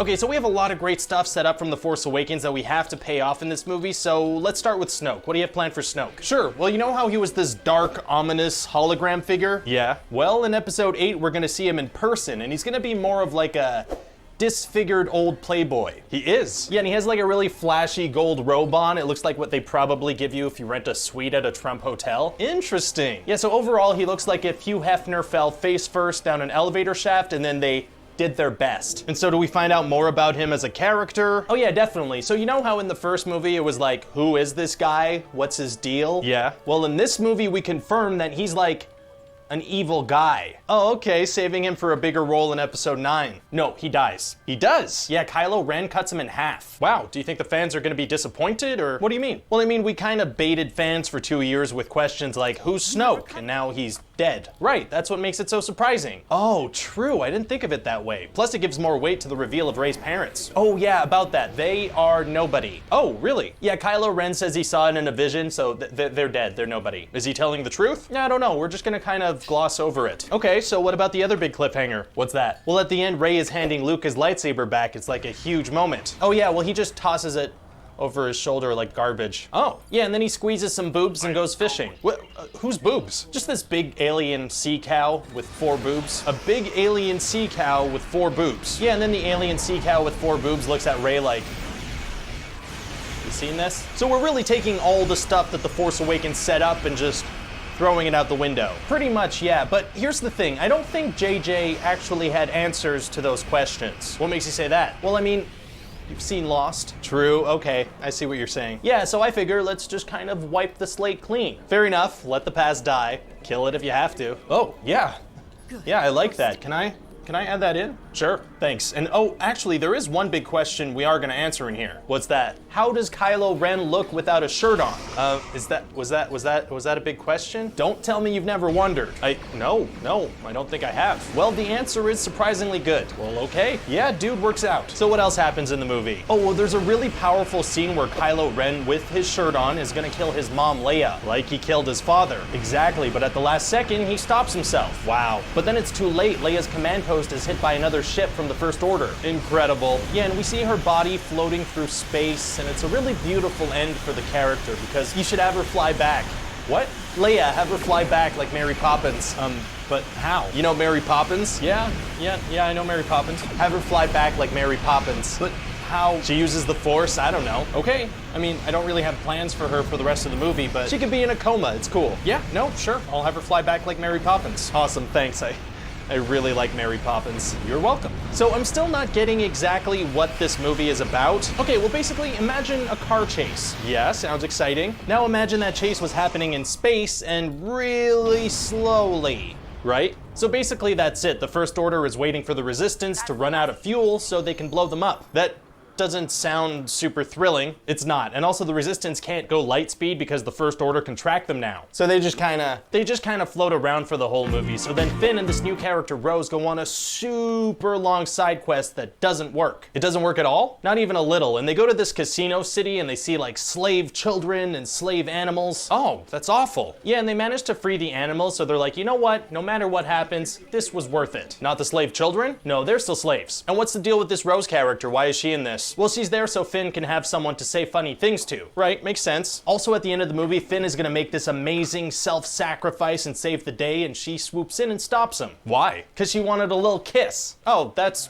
cute, I guess. Yeah, and it really comes out of nowhere because there was no romantic chemistry there whatsoever. And she stops him from saving the day. Doesn't that put everybody's lives in danger? It does. I mean, Luke shows up and saves the day, but she didn't know that was gonna happen. And what about some of the other characters? What about BB-8? Well, BB-8 is now a superhero. Really? Yeah, he's basically the best fighter in the movie. Wow. What about Captain Phasma? Oh, well, I thought she was really underused in the first movie. Agreed. So I did that again. Oh, yeah, and also she dies. Wow. But we do find out her armor is like really strong, like blaster proof. How come only she has that armor and not all the stormtroopers? I don't know. And Rey? Yeah, she gets a lot stronger in this movie with little to no training or struggle. It's like the classic hero's journey, but you cut out all the middle stuff. Exactly. What else happens? We have R2-D2 and C-3PO. They both show up and they're like, hey, we're in this. Fan service. And also there's a purple-haired Vice Admiral that keeps secrets for no reason. And Kylo Ren and Rey slide into each other's Force DMs. Okay, now let's talk merchandise. Okay. You mentioned BB-8, but I feel like we need something new to sell toys. Yeah, makes sense. I know it's gonna be tough to come up with something that people just blindly throw money at. Actually, super easy, barely an inconvenience. Really? Yeah, just what are two creatures that people find cute? I don't know, seals and penguins. Perfect, I'll mix those two together and put a bunch of them on Luke's island. Are you gonna incorporate them into the plot somehow? No. Okay, this is fun. What else can we come up with? Okay, what are some amazing gifts you'd surprise your wife with? I don't know, maybe a puppy or some jewelry? Okay, so how about... So, you have a Star Wars sequel for me? Yes, sir, I do. So in the opening text crawl, we're gonna find out that Palpatine is alive again, and he sent out a transmission to everybody. Oh, Palpatine is back? How is that possible? Well, the dark side is a pathway to many abilities some would consider unnatural. Oh, very vague. What does that mean? It means get all the way off my back about this and don't bring it up again. Oh, okay, let me get off of that thing. So it turns out he was pulling the strings this whole time, like he created Snoke. Seriously? Yep, we didn't see him because he was in a basement with strobe lights. It's so strange that we never hinted at this at all whatsoever in any way. Yeah, pretty crazy, but this was always the plan. Was it though? I mean, yeah, I wouldn't start a trilogy without a roadmap, you know? I didn't do that. Well, okay then, so what happens in this thing? Well, you know how in The Last Jedi we found out that Rey's parents are nobody? Right, yeah, between that and the Vroom Kid, it seemed like maybe we were going for like a hopeful message, like the Force can be with anyone, you don't have to be related. Well, it turns out that Rey is Palpatine's granddaughter. Oh, she is? Yeah, pretty cool, right? So that means that Palpatine has gotten, you know, intimate. Oh my god, yeah, no, I guess it does. Oh no. Oh, no. Oh, I'm picturing it. So am I, and I hate it. Do it. Oh, he for sure said that. Okay, maybe we can move on. I would literally love nothing more. So what happens in the movie? Well, the good guys want to get to Palpatine, but to do that, they need to get a thing. Okay. But to get that thing, they're gonna have to go to a place and get another thing, and go to another place and get another thing. Okay, kind of sounds like a lot of fetch quests, like in a video game. Well, people love video games. That's a good point. Video games make money, so where do they go? Well, they go to Burning Man, and they meet Lando Calrissian, remember? He's from the other movies. He is, and he's like, I have a bad feeling about this. He says the thing, he says it, and then the good guys are gonna get chased by stormtroopers and end up in a tunnel. Uh-oh, that's not good. Actually, it is, because they find a dagger that's a clue to the exact thing they're looking for. Oh, wow, what are the odds of ending up in that exact spot after a chase? Astronomical, but this is space, so that's okay. Can't argue with that. So anyway, then Rey heals a giant snake and they get out of there. She heals a snake? What are you talking about? Well, you can heal people and animals by giving them some life force or something, I decided. Oh, suddenly deciding that the Force can do things is tight. It is. So anyway, this dagger has Sith writing on it that only C-3PO can understand, but he can't translate. Why? Because of his programming. But actually why? To extend the plot a little. Okay, gotcha. So they need to go to this other planet to translate it, but Chewie gets captured. Oh no. Yeah, and he's being taken away on a ship, but Rey accidentally blows it up. Oh my god, she kills Chewbacca? That's such a powerful, shocking moment. I can't believe it. Well, that's good, because it doesn't actually happen.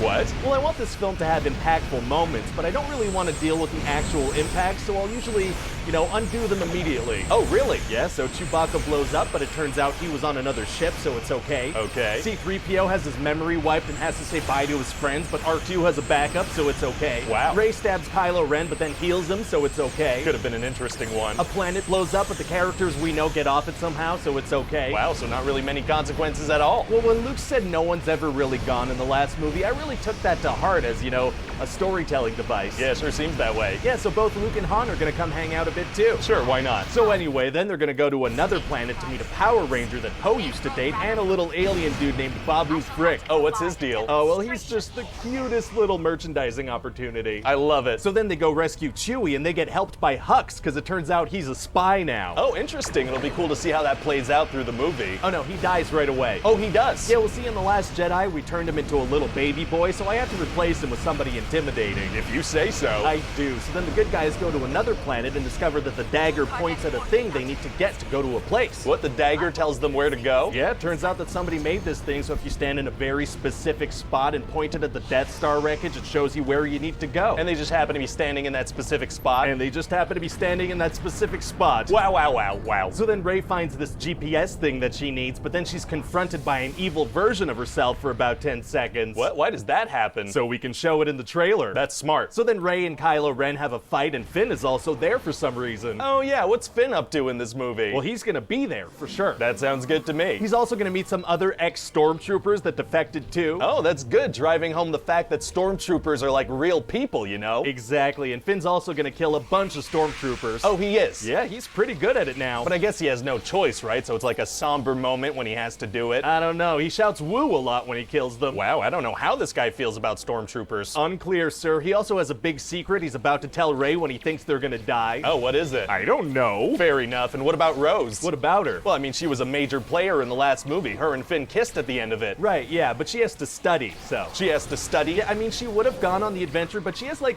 a lot of studying to do. Well, okay then. And what about Maz Kanata? Are we gonna get answers? Answers about what? Well, in The Force Awakens, Han asked how she got Luke's lightsaber, and she was like, good question for another time. Oh, yeah, well, that is a good question for sure. Yeah, but like, probably best for another time. Did you forget to pay that off? I forgot to pay that off. That's okay, it happens.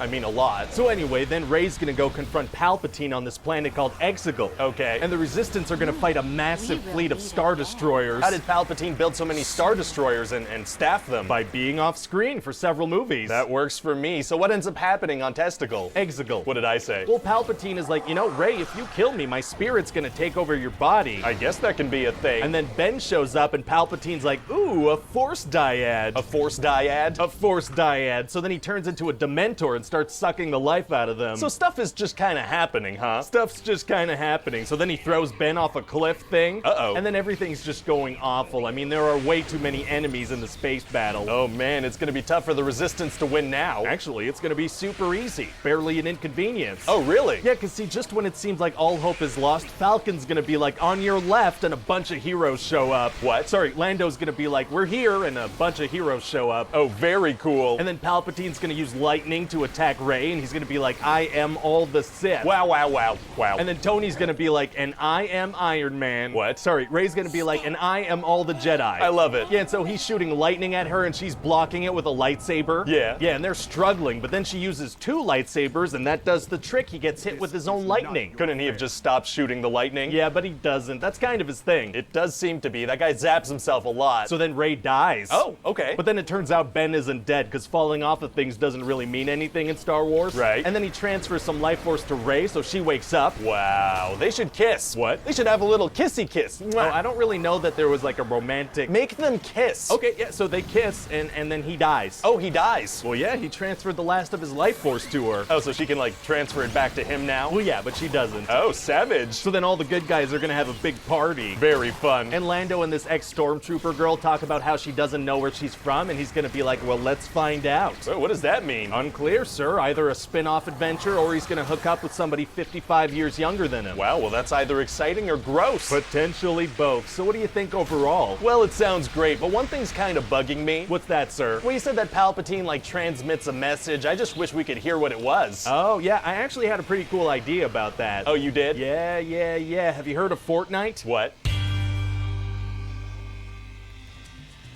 Hey guys, it's Ryan here. Hope you like that pitch meeting. There are over 100 episodes of pitch meeting on the channel that you could check out. I also have some other videos on there, so click around. Also, let me know in the comments.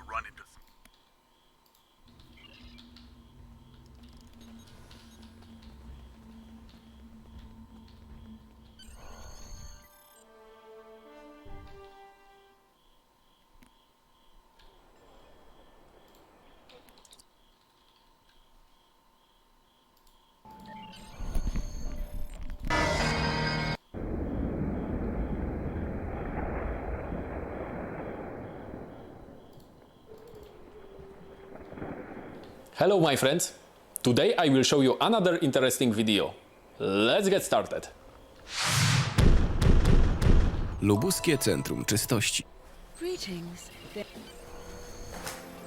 So, Gul Kardec was a changeling. This does not bode well.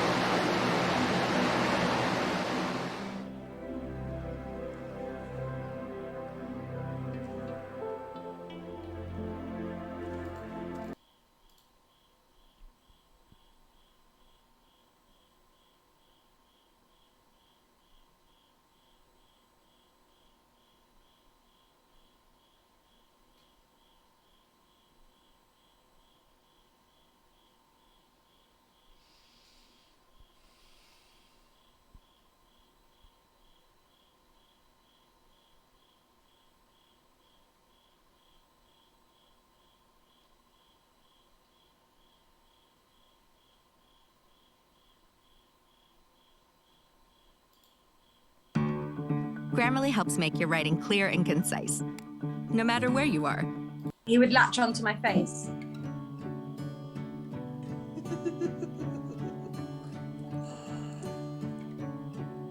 You're killing me with those eyes. Can you stop this whole thing? You're too cute. Horrible. With the dogs, and you'll watch the world go by. I'm coming.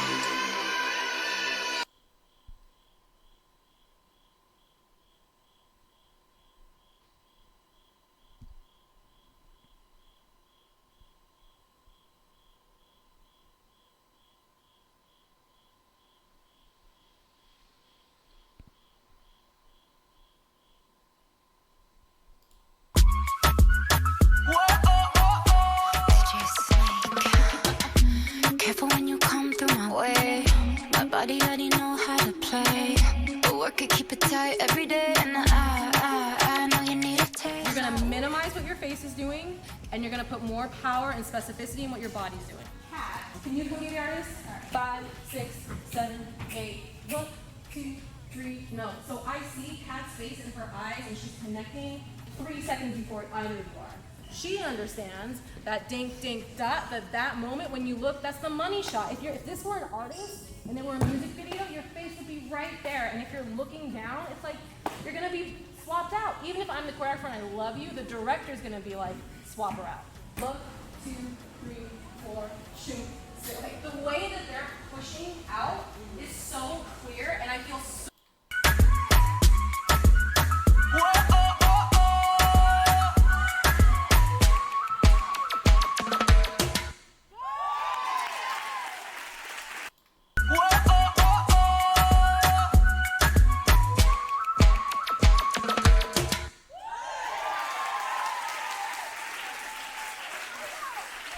Right? Don't waste your time and your money. Train in the proper way.